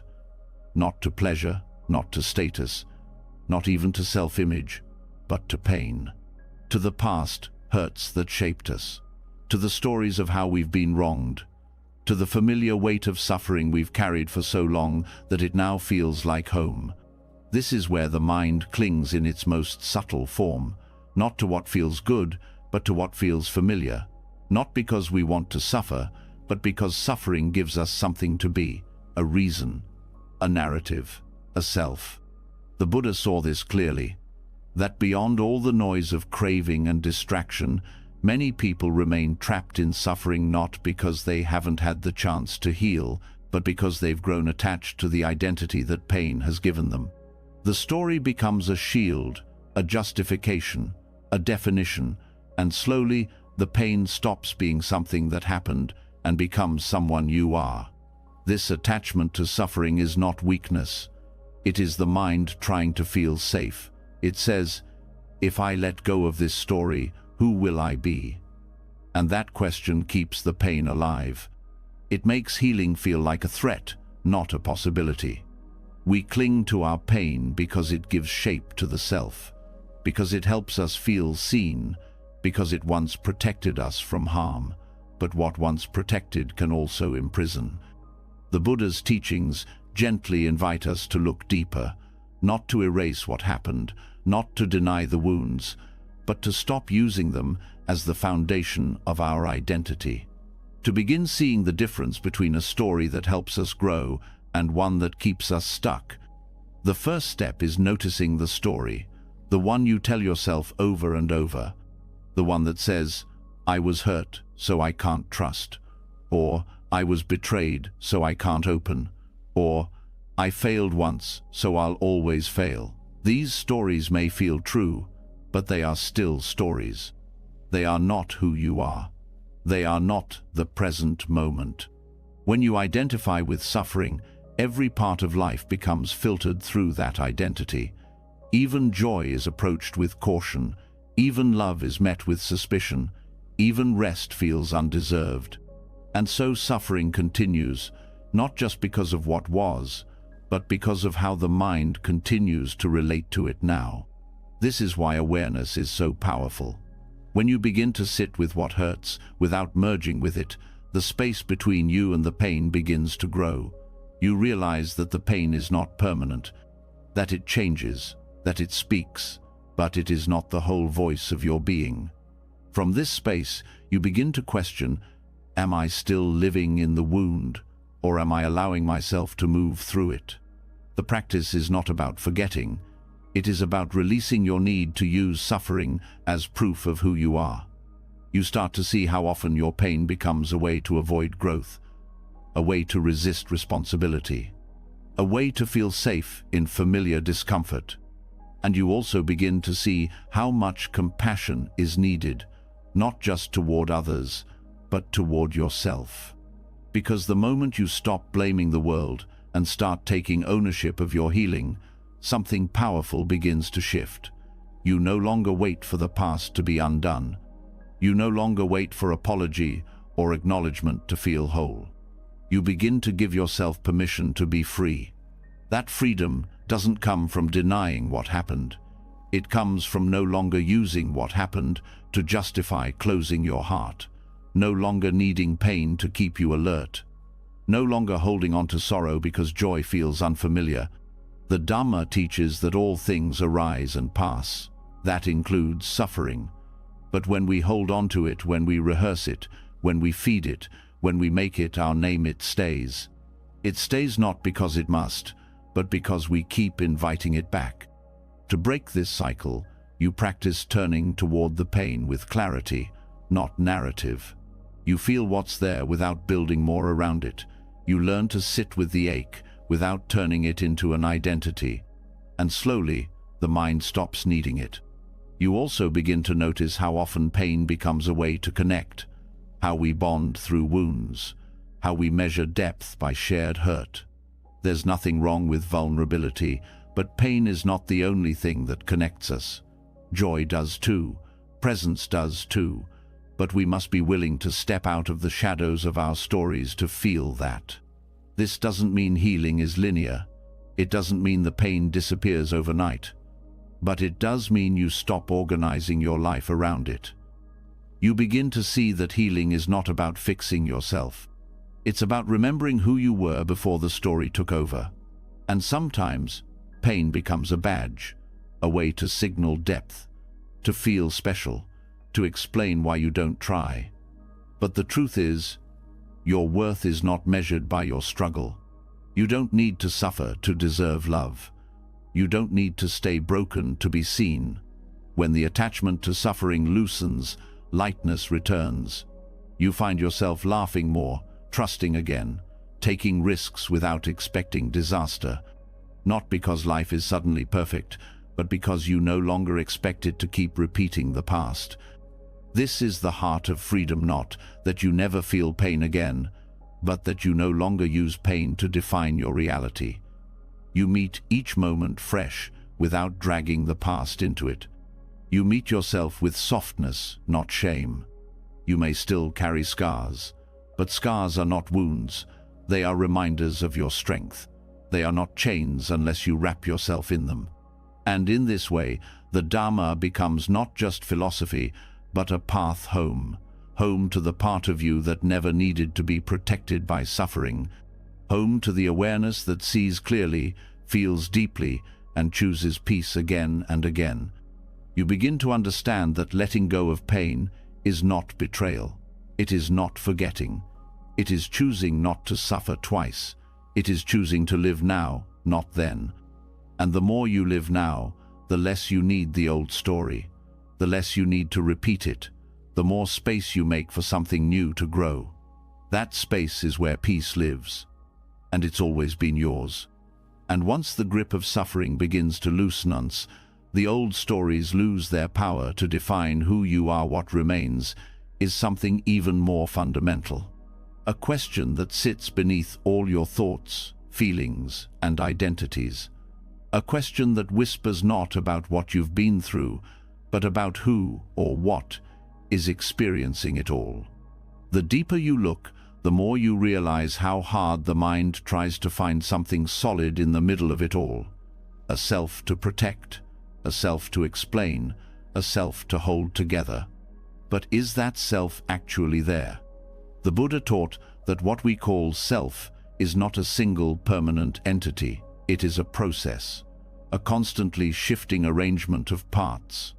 This process is made of 5 aggregates: form, sensation, perception, mental formations, and consciousness. These are known as the skandhas, and they are what we cling to when we say, "This is me." But none of these parts are fixed, none of them stay, and none of them, on their own or together, can rightly be called a true self. Form is the body, the physical matter. It changes from the moment we are born. It ages, breaks down, heals, decays. It responds to environment and time, to food, to illness, to rest. And yet we often say, "This is my body," as if it is who we are. But the body shifts every second. Cells die and regenerate, muscles weaken and grow, bones change shape. What in it can be owned? Sensation is the second aggregate, the raw data of experience. Pleasant, unpleasant, or neutral. We feel hunger, we feel tension, we feel warmth. Sensations arise and fade constantly. You cannot hold on to a feeling. It's there, and then it's not. And yet when sensations become strong, the mind clings. It says, "I feel pain, so I am pain." But sensation doesn't last. It doesn't have personality. It's not personal. Perception is how the mind labels experience. Seeing a shape and calling it tree, hearing a sound and identifying it as music or noise. It's fast, automatic. It helps us navigate the world. But perception is not truth. It's filtered by memory, emotion, bias, and it changes. What once seemed beautiful may seem dull now. What once triggered fear may now feel safe. Perception depends on context, not essence. Mental formations include thoughts, emotions, reactions, intentions. These are the stories and habits that build your inner life. They shape how you respond, how you choose, how you plan. But they, too, are not stable. A thought that feels important in one moment can dissolve the next. An emotion can rise like fire and cool into stillness. Mental formations are built by causes and conditions. They are not you. They are patterns playing out. Consciousness is the 5th aggregate. It is awareness itself, the knowing of experience. It is not content, but the presence of knowing. Consciousness depends on contact. There is eye consciousness when there is form to see. There is ear consciousness when there is sound to hear. But there is no unified constant observer behind it all. It is a process, not a person. Together, these 5 aggregates make up what we often call a person. But none of them are fixed. None of them last. None of them exist independently. They arise from conditions, and they pass. To cling to them is to cling to mist and call it stone. This is what creates the illusion of self. Not something evil or wrong, but simply a misunderstanding, a deeply conditioned habit of mind. We say I because it's convenient, but beneath that word there is no solid center. And yet we cling. We cling to appearance, trying to preserve youth. We cling to emotion, trying to stay happy. We cling to thought, believing that what the mind says is true. We cling to preferences, memories, judgments. And all the while, the parts keep shifting. This clinging creates fear, because what is unstable must be protected. We fear death not just because life ends, but because we think the self ends. We fear rejection because we think the self is being erased. But there was never a permanent self to begin with. Seeing this clearly begins to dissolve fear at the root. It is not that you disappear, it's that you realize you were never as fixed as you thought. You are the sky, not the weather. The awareness, not the contents of awareness. This insight doesn't make you disconnected, it makes you free. You can meet each moment freshly, without dragging identity into it. You don't have to defend a fixed personality. You don't have to be the same every day. You don't have to hold on to roles that no longer fit. You stop building a self from what you like or dislike. You stop needing people to mirror your identity. You stop attaching to praise or criticism because neither defines you. You stop reacting from ego because ego is no longer the center. And you begin to feel a kind of peace that is not tied to certainty. A peace that comes from no longer trying to hold yourself together. A peace that allows you to flow, to shift, to rest. This insight also transforms relationships. When you don't cling to identity, you don't force others to cling to theirs. You allow change. You forgive more easily. You don't expect anyone to be your reflection. You meet people as they are, not as you wish they were. Vipassana helps cultivate this understanding. When you observe the aggregates closely, you begin to see how they work together, how they rise and fall. You begin to disidentify from them, not with rejection, but with wisdom. You respect the mind and body, but you no longer confuse them with your core. This disidentification allows compassion to grow, because without ego at the center, you become more available, less defensive, less easily hurt, more open to the truth of others, more ready to help without needing credit. You may still say I and me. You may still function in the world. But now, those words are tools, not prisons. They are labels of convenience, not chains of identity. The mind might resist this. It may say, if there's no self, what's the point? But the point is not in disappearing. The point is in no longer suffering from the illusion of control. The point is in responding to life without the burden of self-concern, without the constant performance, without the fear of being nobody. Because when the need to be someone fades, the space to be everything opens. This is not detachment from life. It is intimacy with life. You see more clearly. You feel more deeply. You experience more fully because you are not distracted by defending a self that isn't there. Each of the 5 aggregates continues. The body still lives. Sensations still arise. Thoughts still come. But they are seen for what they are: processes, not identities. And when this becomes embodied, not just understood, but lived, there is a deep relaxation in the heart, a dropping away of effort, a trust in the flow of experience. This trust becomes your new foundation, not the unstable identity of form, feeling, or thought, but the openness that remains when grasping ends. From here, everything changes, and yet you remain steady, not because you are holding tight, but because there is nothing left to hold. Only freedom, only now, only the clarity that sees and lets be. And when the illusion of self is seen clearly, when you no longer mistake passing thoughts, sensations, and stories for something solid, you begin to approach life from a place that isn't built on fear or validation. You begin to act not because it adds to your image, but because it arises from truth. And yet even then, a new challenge appears. How do you live with purpose and care without falling back into the trap of needing to control what happens next? This is where karma meets detachment. So often, karma is misunderstood as some cosmic reward system. Do good, and good things happen. Do wrong, and life will punish you. But in the Buddha's teaching, karma is not about punishment or prizes. It's about cause and effect. Every intention you plant, every choice made with awareness or without it, creates a ripple. Karma is that ripple. Not what comes to you, but what flows from you. The challenge comes when you tie your sense of success or goodness to the results of those actions. You do something kind and expect gratitude. You work hard and expect recognition. You speak truth and expect change. And when those expectations aren't met, suffering returns. But when the self is no longer your center, something changes. You start acting from a different source, from needing results, but from alignment, from integrity, from wisdom.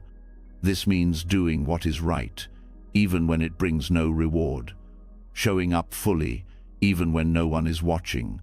Speaking truth, even when it's not convenient. The action becomes its own meaning.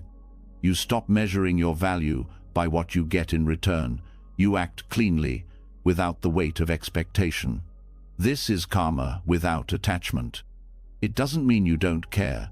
It means you care in a way that is unconditional.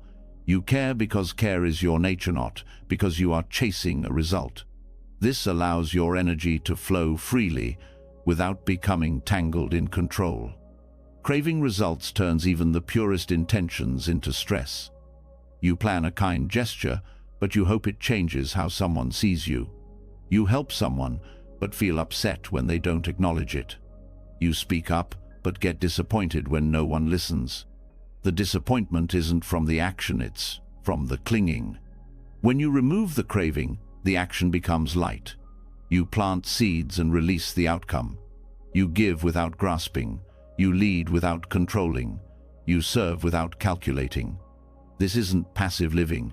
It is powerful, because your focus shifts from outcome to intention, from what happens after to the quality of presence you bring now. The Buddha taught that intention is the heart of karma. A wholesome mind creates wholesome results, not always in the external world, but always in your inner world. A mind free from greed, hatred, and delusion generates peace, no matter what the world reflects back. This means you can act with strength, clarity, and passion and still remain at ease, because your peace is rooted in your alignment, not in other people's reactions. This also allows you to face failure without collapse, because failure no longer defines your worth. It is simply a turn in the road, a shift in conditions. You learn, you adjust, you continue, without shame, without losing your footing. This clarity sharpens your discernment. You no longer act just to be busy or impressive. You choose actions that are skillful, that support well-being, that reflect your deepest values. And you do so not because of what they might bring, but because they are what feel right now. This opens space for ethical living. You no longer need to manipulate, exaggerate, or compete. You don't cut corners to get ahead. You don't pretend to be someone else to win approval. You live transparently because you're not trying to create a result. You're just being honest. This kind of integrity is rare. It doesn't shout. It doesn't demand recognition, but it builds a kind of quiet confidence that no outcome can take away. You begin to trust yourself not because everything works out, but because you know you're living with awareness. This also softens your relationships. When you don't act to gain something, people feel it. Your kindness becomes safe. Your help doesn't come with strings. Your presence doesn't seek validation. And this builds trust deeper than anything that results-based behavior can offer. This way of living also supports sustainability. When your motivation isn't tied to outcome, you don't burn out. You're not chasing high after high. You're not crushed by every setback. You move from steadiness, not urgency. You are fueled by meaning, not need. Karma without attachment also helps you accept change. You may give your best and still not get the result you wanted, but now that's okay. You know that effort is never wasted. That inner alignment always leaves a mark even if no one else sees it. You become less reactive to praise and blame. You don't lose yourself in success. You don't shrink in criticism. You meet both with the same groundedness. Because your identity is no longer built on what others reflect back to you. You also begin to let go of the illusion of control. You understand that your actions influence reality, but they don't determine everything. There are countless conditions outside your reach. You stop fighting this, you work wisely with what you can touch, and you release the rest. Meditation deepens this understanding. When you sit in silence, you see how many thoughts are driven by wanting something to happen. You see the craving behind planning, judging, doubting. You begin to return to the simplicity of breath, to the completeness of the present moment. And from that place, action becomes clean, pure. Not because it guarantees anything, but because it is a reflection of your clarity. You no longer ask, "What will this get me?" You ask, "Is this true to me?" That becomes your compass. You may still hope for things to unfold a certain way, but hope softens when it's not tied to identity, when it's held loosely, when it doesn't become a demand. You can still dream, still build, still strive, but without fear, without making the result your proof of value. This shift is what frees you. You stop living like life owes you something. You stop resenting what doesn't go your way. You stop measuring yourself by wins or losses. You act and you let go. And in that letting go, you discover something rare: peace in the middle of action, joy in the middle of effort, presence in the middle of uncertainty. You're no longer waiting for life to validate your path. You are your own validation. You live with integrity not because it pays, but because it feels true. You speak honestly, not because it wins people over, but because it reflects your heart. You show up fully not because it guarantees results, but because life is happening now. And now is the only place freedom exists. And when your actions begin to flow from clarity rather than outcome, when you no longer grasp for rewards or results, you start to notice another kind of craving. A subtle one. The need to be someone in particular. Not for the sake of the task, but for the image. Not for the truth of the action, but for the role it reinforces.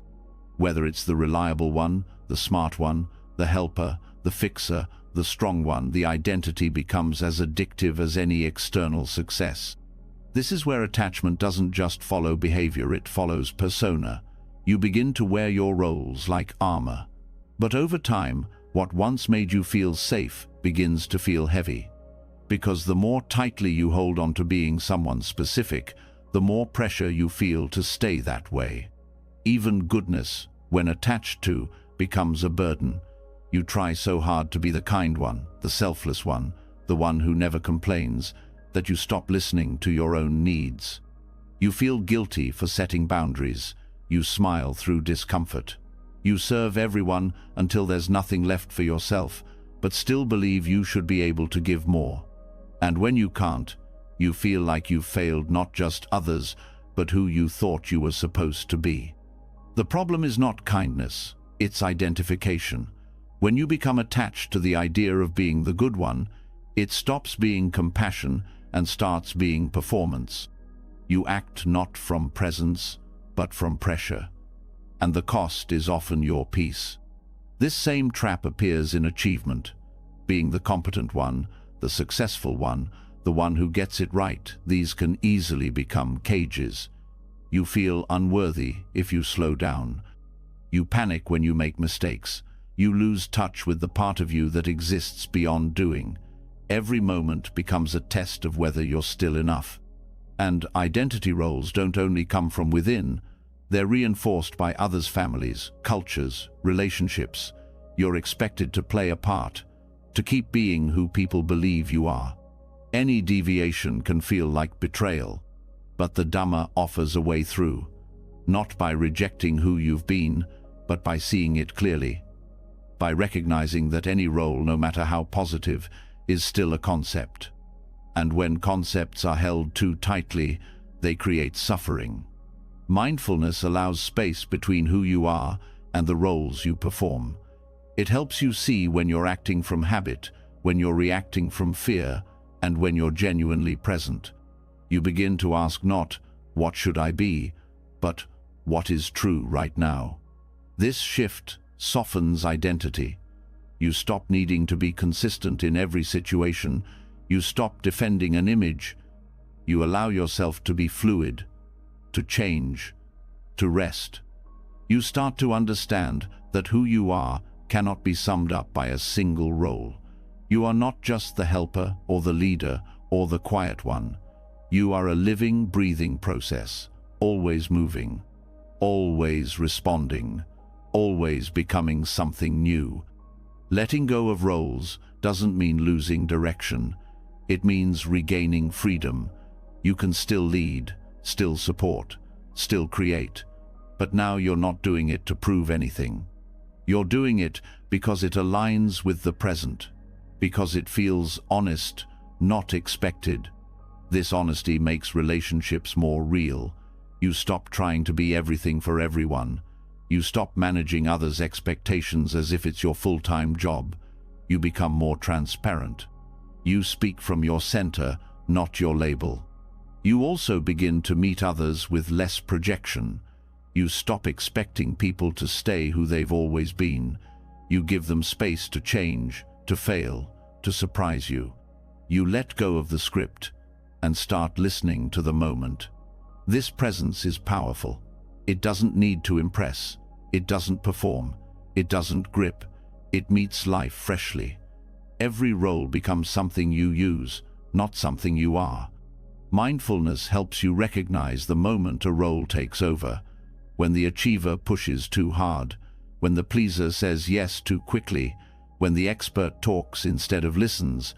You catch yourself not with judgment, but with awareness. You pause, you return, and in that return there is relief. You no longer have to maintain an image. You no longer have to earn your worth. You already are. This kind of freedom cannot be found in accomplishment or approval. It can only be found in presence. Even spiritual roles can become traps.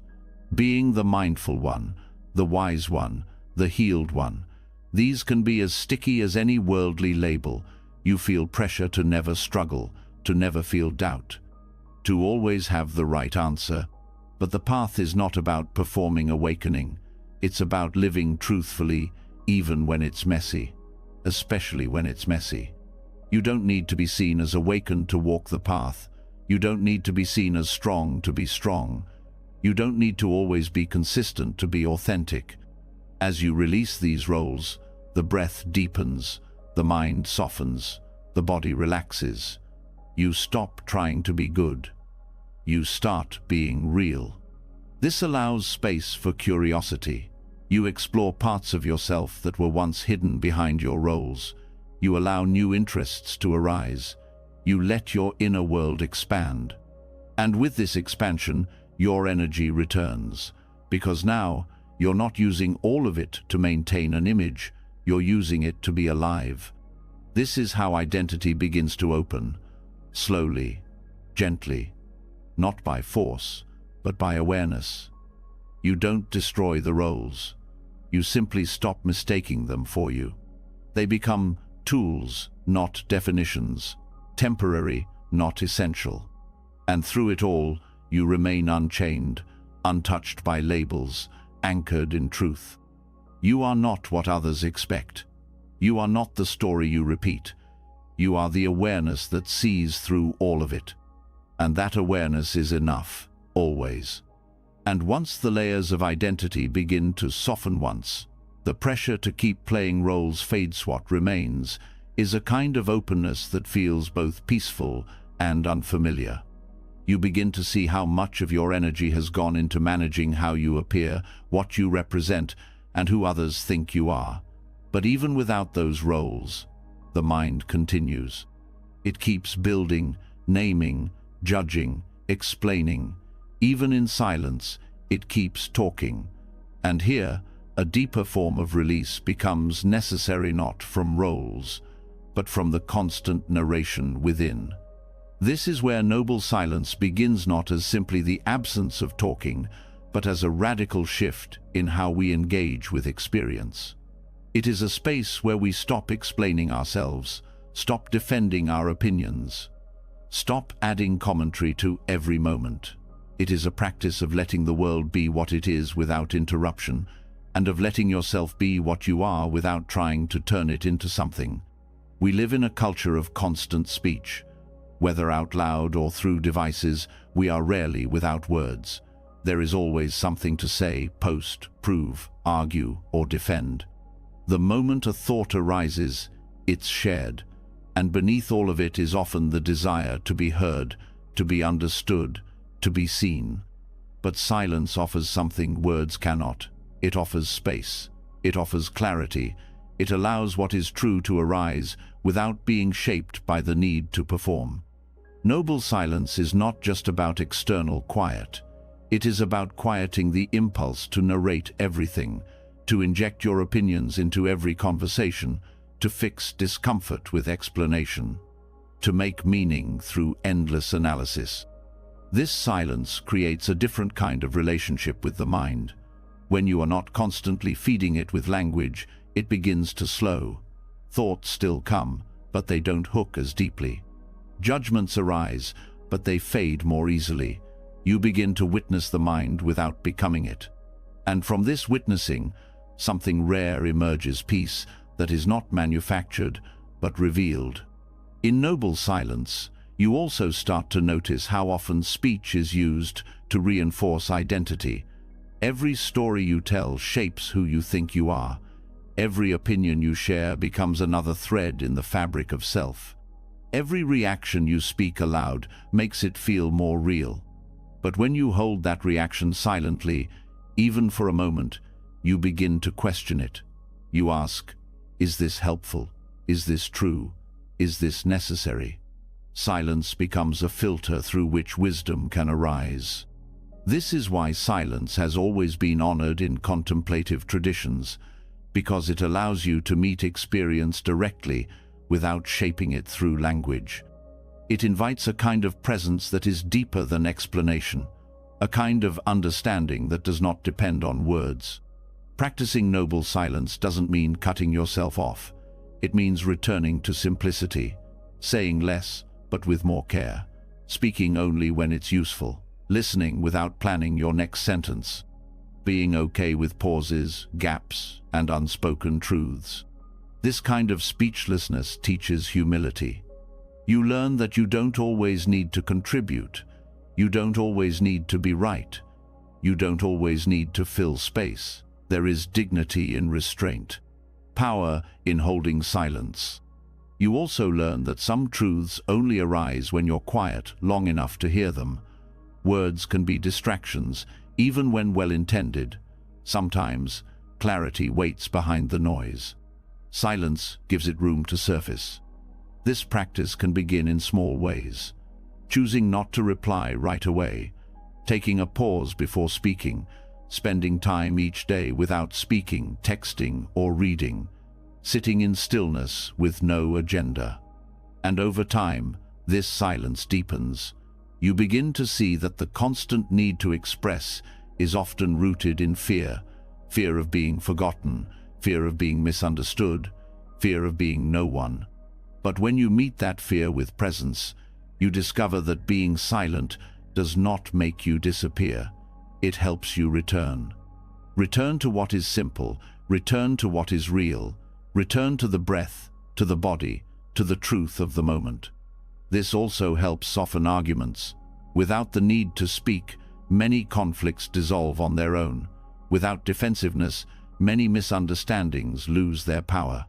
Silence becomes a doorway to peace, not because nothing is said, but because nothing unnecessary is said.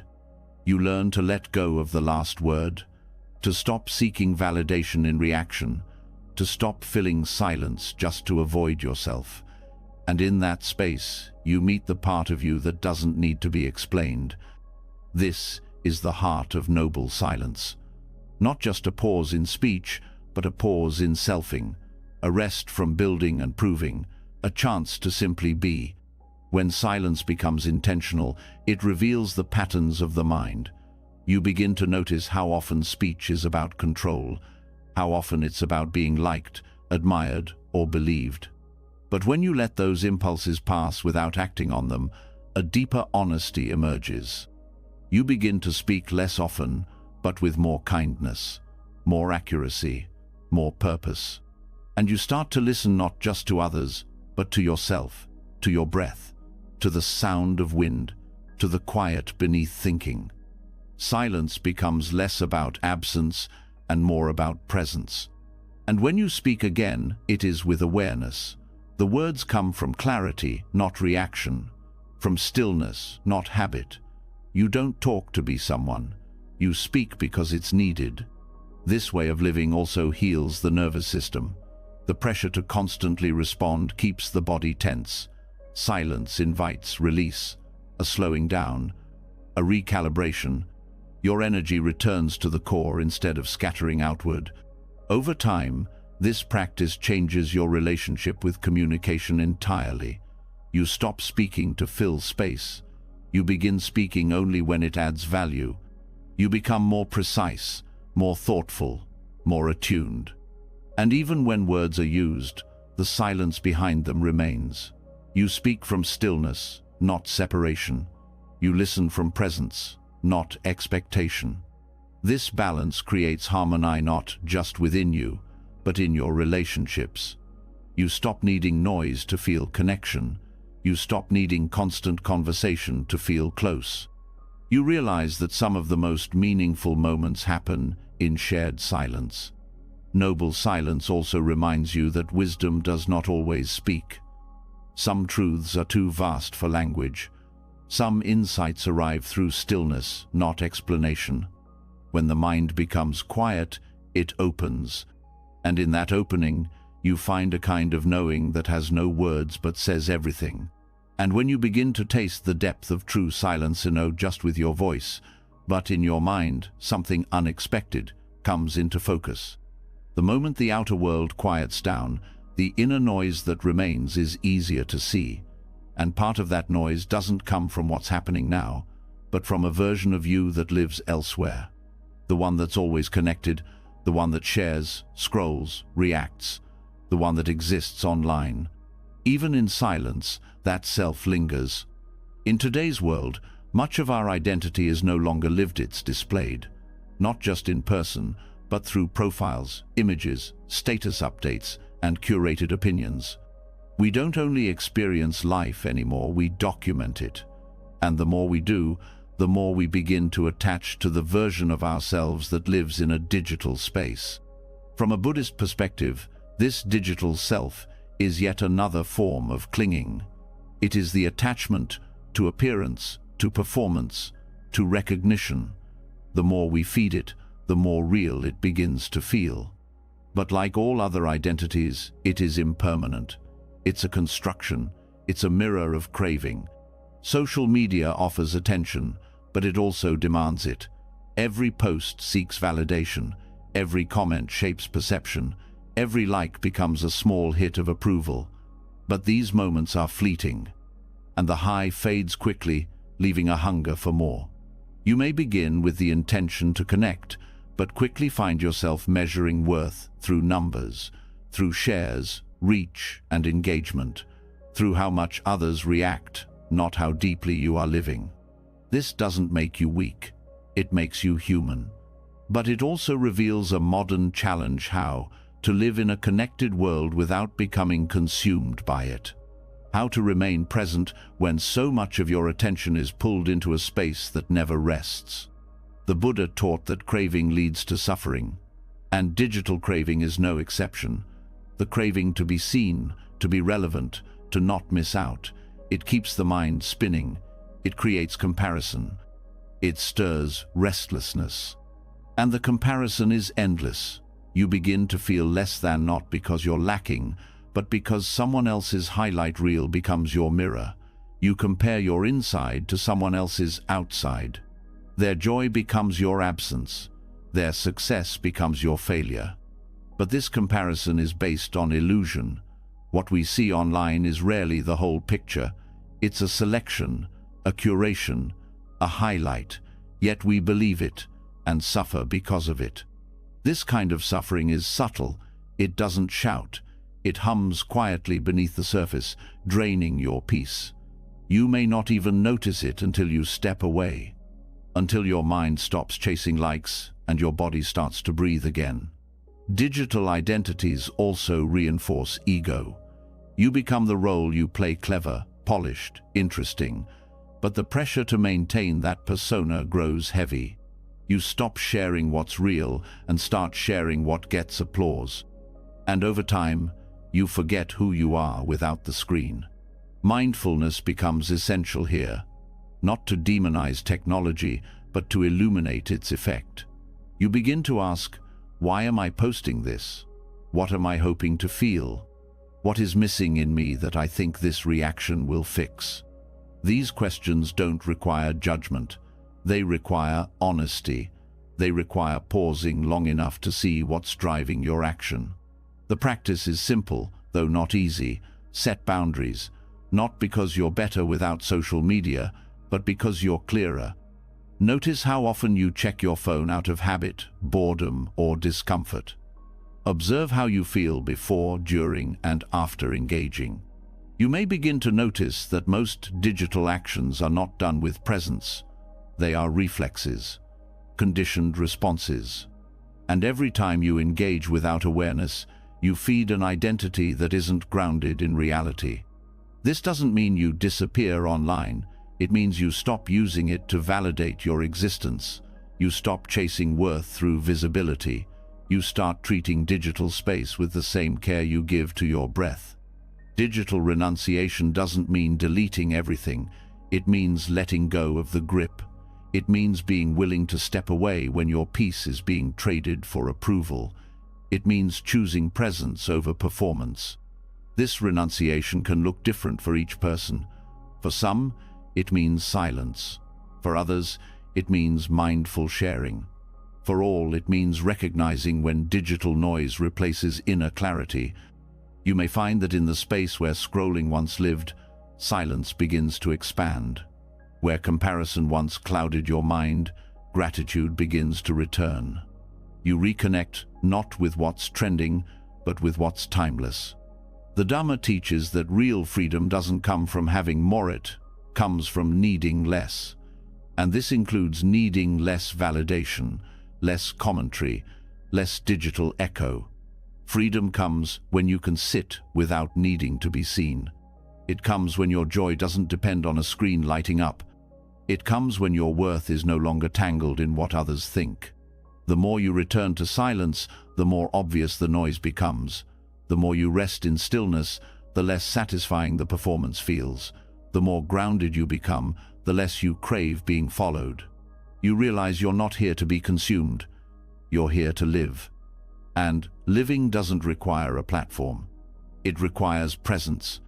Peace is not found in comments, notifications, or reach. It is found in the breath, the body, the moment. It is found in choosing truth over image. And the more you practice this, the lighter you become. You carry less, you chase less, you compare less. And in that space, You remember yourself again, not the version that needs to be curated, but the one that already is enough. Here, now, without an audience. And once the digital noise fades, you start to remember who you are beneath the clicks, the curated posts, and the constant need to be seen. What surfaces next is something quieter, but much more persistent. The pull, that internal urge to reach for something, not always loud, not always obvious, but steady. Whether it's for attention, food, comfort, distraction, or even peace itself, craving keeps moving beneath the surface of your awareness. And even after stepping back from the world, you'll find it still pulses in the mind, in the body, in the breath. This is where mindfulness of craving becomes the next step. Not eliminating craving through force, not indulging it automatically, but learning to see it, stay with it. Understand it in its most natural form, without acting on it and without needing it to disappear. The Buddha's core instructions for this work are found in the Satipatthana Sutta discourse on the 4 foundations of mindfulness. Here, mindfulness is not used to judge or fight what arises in the mind. It's used to observe it directly, to become intimate with experience as it is, not as we wish it to be. Craving is one of the most powerful forces in the human experience. It hides beneath almost everything. The craving for more, the craving to avoid, the craving to become, the craving to get rid of. It's not limited to objects or pleasure. It includes wanting relief from discomfort, wanting to escape boredom, wanting to feel worthy. But craving itself is not the enemy. The suffering comes not from its presence, but from our reactivity to it, from believing that the only way to be okay is to satisfy it, or that we must kill it to be free. The middle way offers a different path. Instead of reacting or repressing, we learn to watch, to allow craving to arise in the body and mind without grabbing it and without pushing it away. To see it like a wave, it builds, it peaks, and it passes. To practice this, we begin with the body. Notice where craving appears. It might come as restlessness in the legs, tightness in the chest, heat in the face, a subtle lean forward. Craving has a physical signature. The body shows it before the story becomes loud. You can pause and observe, what does this feel like? Not, why is this happening? Or, how do I stop it? Just, where is it? How is it moving? What does it want? Then bring attention to the mind. What thought is tied to this urge? Is it a memory, a fantasy, a fear of missing out, a sense of emptiness that needs filling? Label it gently: wanting, grasping, planning, hoping. Naming helps soften identification. And then breathe. Stay close to the sensation without acting on it. Let it swell. Let it contract. Let it dissolve. You are not controlling it, you are witnessing it. Over time, something shifts. You begin to see that craving is not permanent. It does not need to be satisfied to go away. It has a beginning, a middle, and an end. Just like a passing weather pattern, this realization is freedom. Because once you see craving for what it is, it loses power. Not immediately, but gradually. It no longer pulls you the same way. You can say, yes, this is here, without needing to feed it. This is not suppression. Suppression is pushing something down because you're afraid of it. Mindfulness is holding it in the light because you're willing to see. You may notice how often craving arises from small triggers: a smell, a sound, a glance, a memory, and how quickly the mind jumps from that to action. But with mindfulness, the space between trigger and response grows. You now have a choice. You can feel the tug without being pulled. This practice also helps reveal how craving creates the illusion of urgency.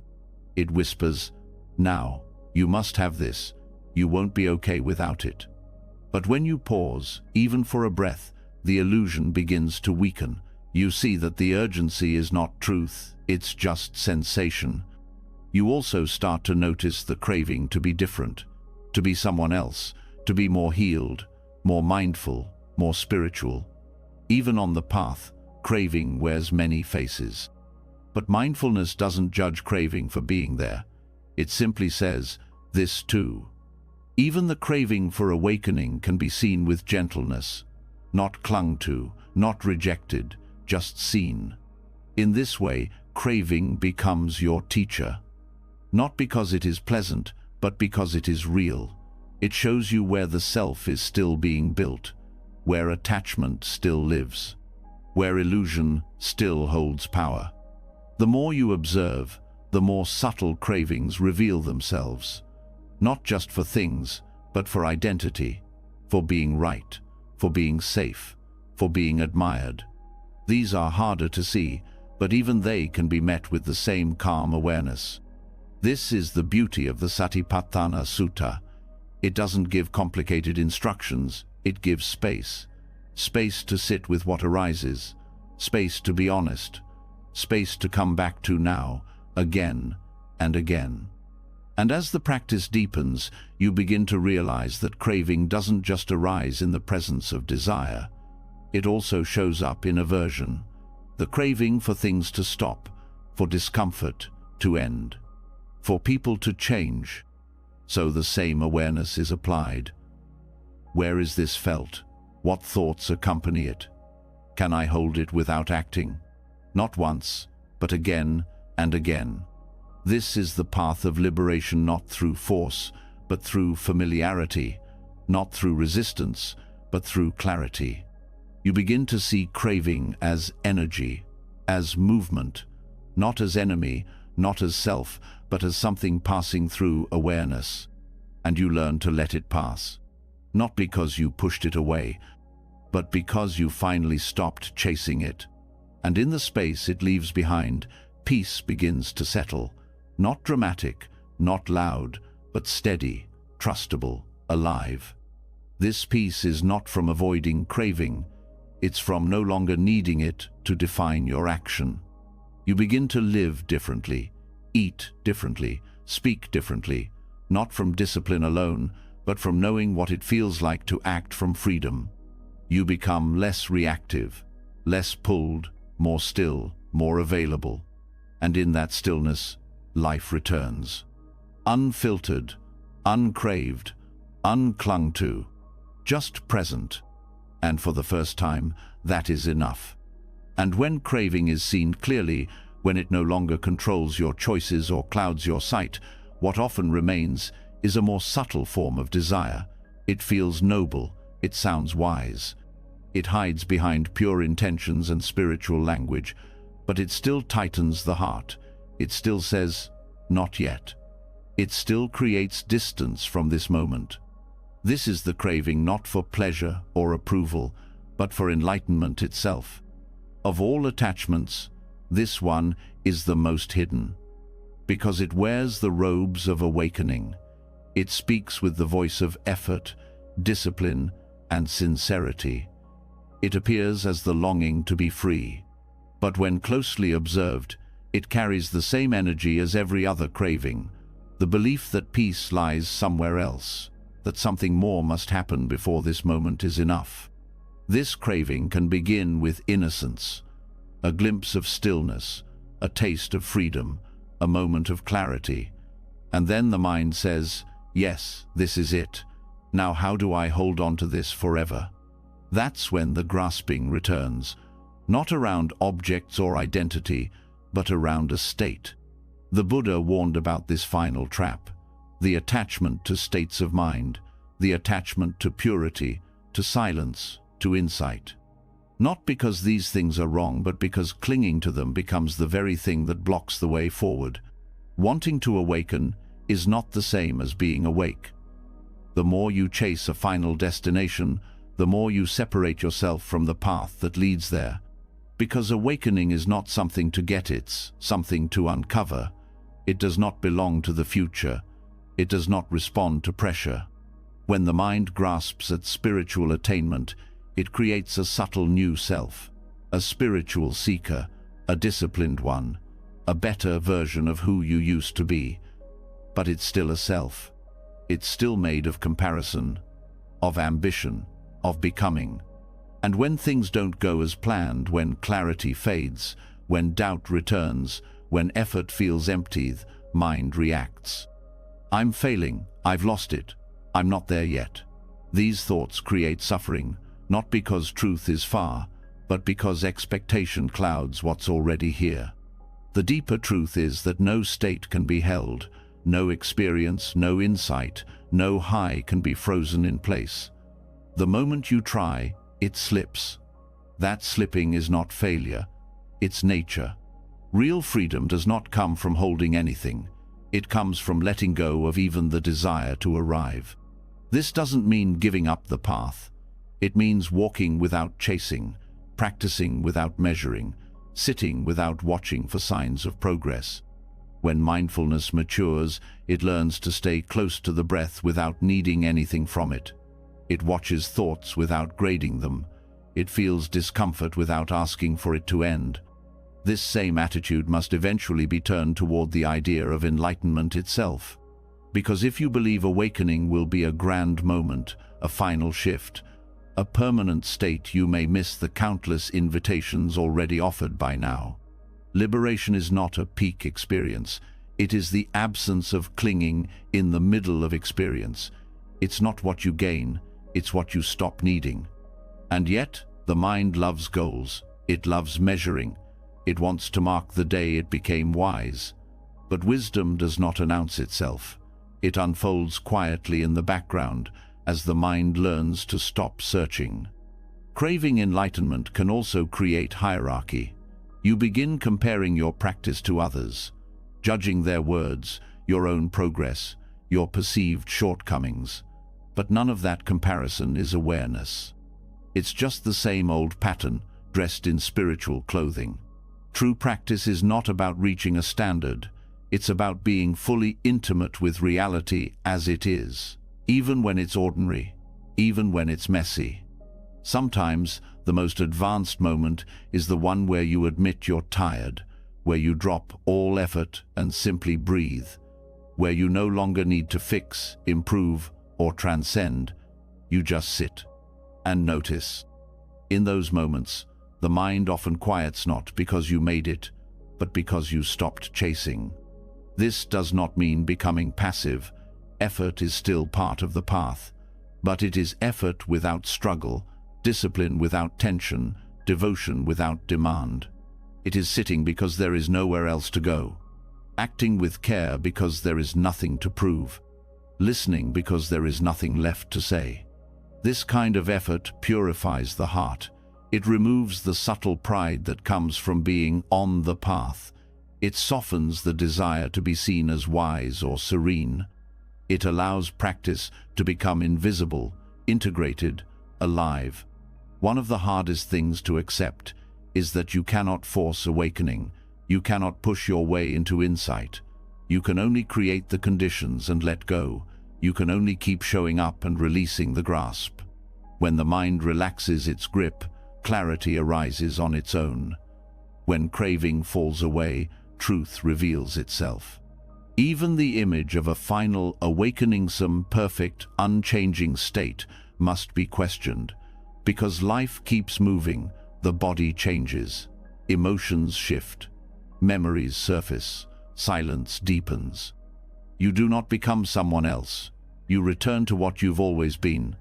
What falls away is the idea that any of it needs to be different. The practice becomes cleaner, simpler, more honest. Not because you've figured it out, but because you've stopped needing to. And from that place, peace becomes accessible in every moment, even in struggle, even in silence, even in doubt. Because now, you no longer measure presence by how it feels.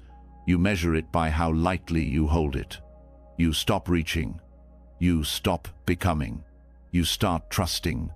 And the most surprising part is this: the peace you were seeking was never hidden. It was just covered by the need for something more. That need fades, and what remains is enough. Not perfect, not finished, but deeply, fully enough. That is the freedom the Buddha pointed to, not in special states or grand achievements, but in the letting go of what we never needed to carry. The final trap loses its hold, and you walk on, lighter, clearer, still practicing, but no longer trying to become anything at all. And once the path is no longer a pursuance, even the desire for awakening has been seen and released. What remains is a quiet space that no longer needs to grasp at anything, not even the most sacred goals. But in that space, one final form of longing often lingers beneath the surface, not for results or enlightenment, but for love. Not love in its open, boundless form, but love that is returned.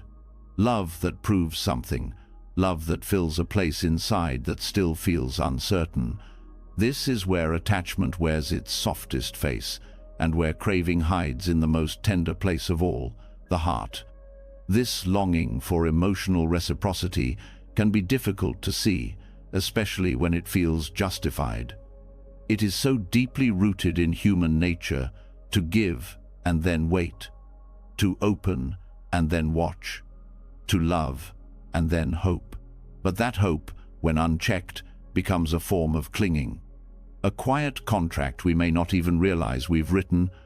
I give you this part of myself, and in return, you will complete me. You will confirm my matter. The Buddha's teachings don't dismiss love. They clarify it. They reveal how easily it becomes conditional, transactional, or tangled in expectation. When love is used to validate identity, to soothe insecurity, or to gain reassurance, it becomes fragile. It becomes another link in the chain of suffering. And though the craving for love may seem gentle, its effects can be just as binding as any other form of attachment. There is a difference between loving and needing to be loved. The first is expansive, selfless, stable. The second, though deeply human, often creates suffering not because others withhold, but because we become dependent on their response for inner peace. We place our sense of being in their hands, waiting for a signal that we are enough. But that signal, even when given, is never permanent. Relationships change, people leave, words fade, affection wavers, and the mind, once soothed, begins to grasp again. It wonders, fears, reaches, not because love was wrong, but because the need for it to return made it a condition for happiness. To renounce emotional reciprocity does not mean becoming cold.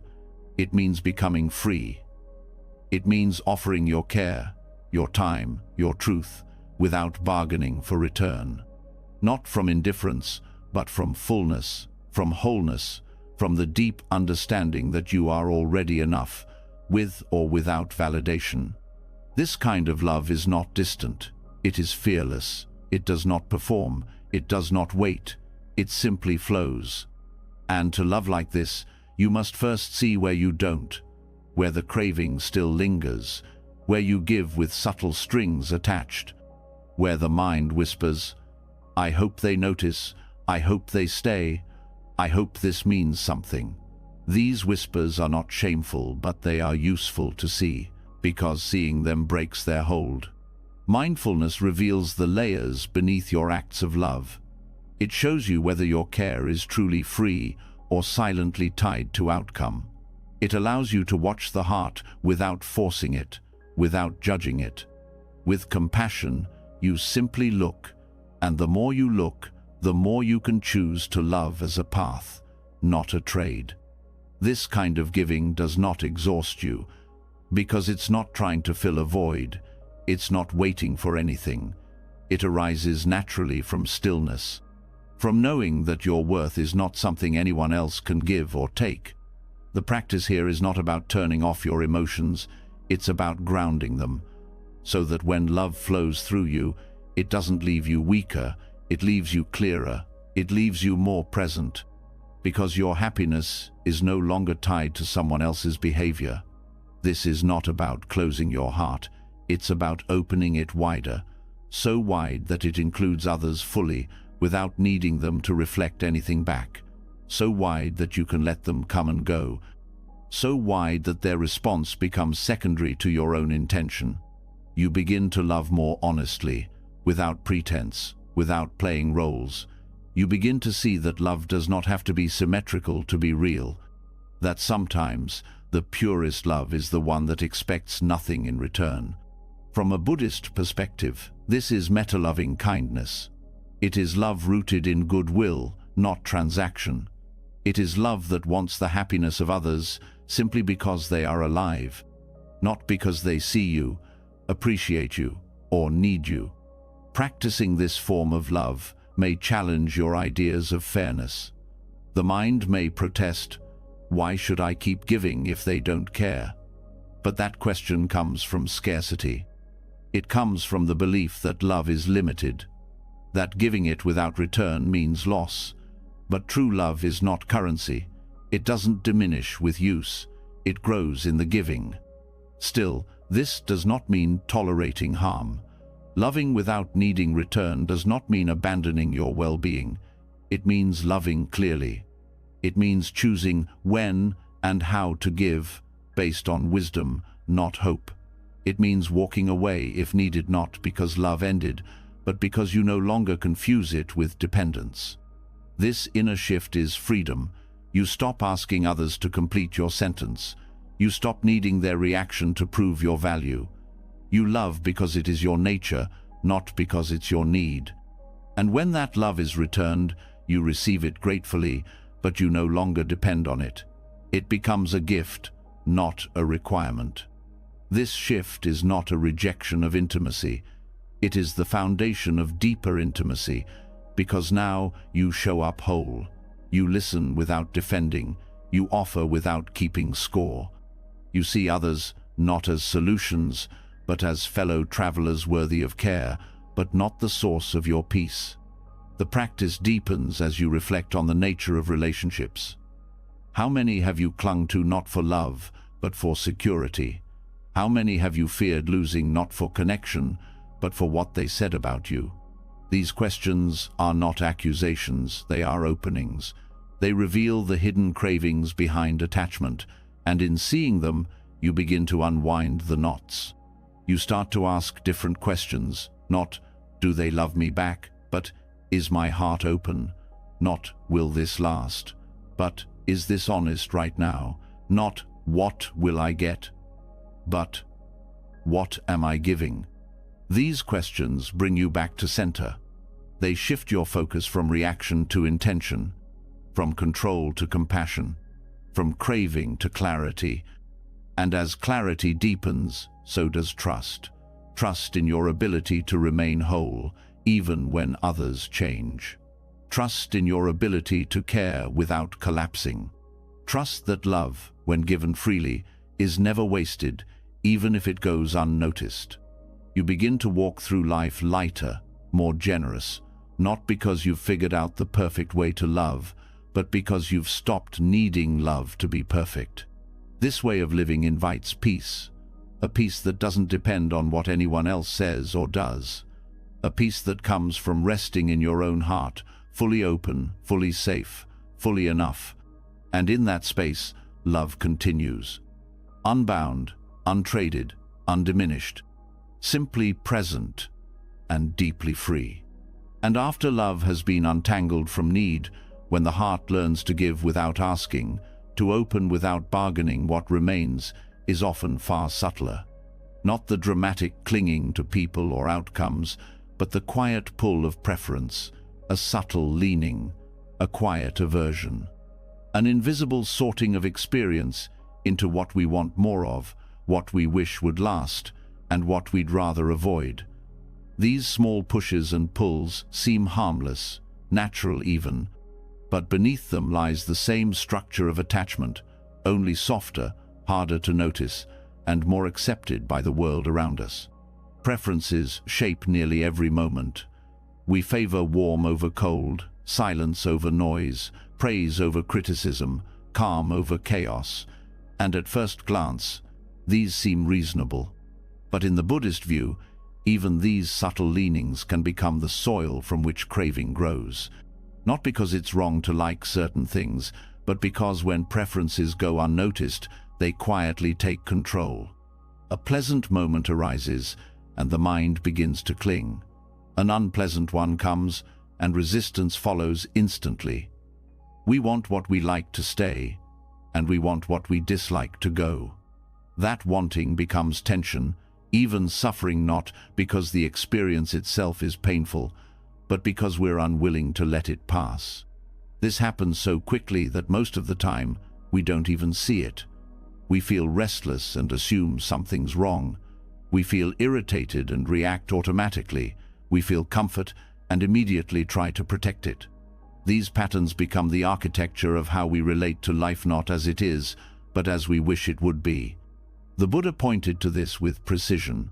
He described how feelings pleasant, unpleasant, and neutral lead to craving and aversion when unexamined.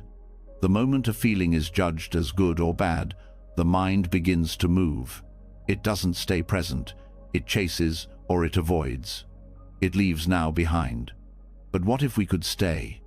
What if we could meet each moment, not by sorting it into categories, but by allowing it to unfold? This is the practice of non-reactive awareness, a way of meeting experience without needing to label, fix, resist, or chase. It begins by recognizing the presence of preference, by naming it, by seeing that even in stillness, the mind leans. When the breath is shallow and you wish it were deeper, when the room is noisy and you long for quiet, when a comment irritates you and you want to pull away. These are invitations not to correct the moment, but to understand your own habits. You can begin to watch for these subtle movements of the mind. Ask, what am I wanting right now? What am I resisting? Is there a preference shaping how I see this? And then pause. Not to suppress, not to indulge, but to witness, to let the preference be seen without being followed. In that pause, freedom becomes possible. You start to notice how often preferences arise without any real purpose. How often the mind moves toward comfort, even when discomfort holds more truth. How often it rejects what might offer insight, simply because it feels unfamiliar. The tyranny of preference is that it narrows your life. It says, only this is okay, and anything else becomes a problem. But life doesn't obey your preferences. It moves in its own rhythm, bringing what it brings. When you live by preference, you are always at odds with something. Freedom begins not when preference disappears, but when it no longer defines your response. You can feel discomfort without resisting it. You can feel attraction without needing to possess. You can feel boredom without needing to escape. You can sit in a moment just as it is, without dividing it into like or dislike. This doesn't make you passive, it makes you spacious. You respond, not from craving, but from clarity. This clarity also reveals how preference shapes identity. We say, I'm the kind of person who likes this, who doesn't like that. But these are just preferences we've practiced. They become identity only when we repeat them without awareness. When you stop clinging to preference, you also stop defending identity.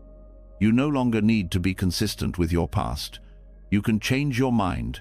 You can meet each experience on its own terms. This opens up the world. You begin to see that the discomfort you once rejected has something to teach you. That the silence you once craved may be filled with restlessness. That what you thought you liked may no longer nourish you. You become less rigid, more curious, less reactive, more receptive. This shift touches even the smallest actions. The food you eat, the way you walk, the way you sit with someone you disagree with. You begin to act not because it matches a preference, but because it feels aligned in this moment. And the less you cling, the more joy arises. Not the joy of preference being met, but the joy of not needing it to be. A joy that is available even in imperfection, even in noise, even in failure. You stop chasing the perfect moment. You stop avoiding the hard ones. You live more fully because you're no longer editing reality to match your taste. Mindfulness is the tool that makes this possible. It creates the space between sensation and reaction, between preference and habit. In that space, you discover you don't have to follow every urge. You can witness it, breathe with it, let it pass. The mind will still prefer. That's its nature. But you are not the mind. You are the awareness that sees the mind. And that awareness doesn't need preference to be at peace. It rests in what is. It trusts what arises. It opens to all of it. And in that openness, something simple and profound is revealed. You are free not because life matches your likes and dislikes, but because you've stopped needing it to. So now, as the breath moves softly in and out, and the body finds its rest, take a moment to feel how far you've traveled, not across distances, but inward. You've unlearned the craving for things, released the grip on outcomes, softened the rigid self, quieted the mind's need to be seen, praised, understood. You've watched the illusion of control fade and witnessed a stillness that was always there beneath the wanting. You now understand how even the noblest identities can become cages, how silence heals what words cannot, how craving even for peace or love or truth can pull us from the freedom that is already here. You've stepped out of the past, released the future, and made space for a moment that holds everything without needing to hold anything at all. This is not the end of the path, but it is the moment where walking becomes lighter. If this journey spoke to something inside you, leave a comment below with just 2 words. I'm letting go. Let's fill this space with reminders that freedom is possible. And if you want to keep returning to teachings that awaken, soften, and remind you of what really matters, subscribe to the channel and tap the bell so you never miss a moment to return home to yourself. Now close your eyes, let go, and rest. You are already free.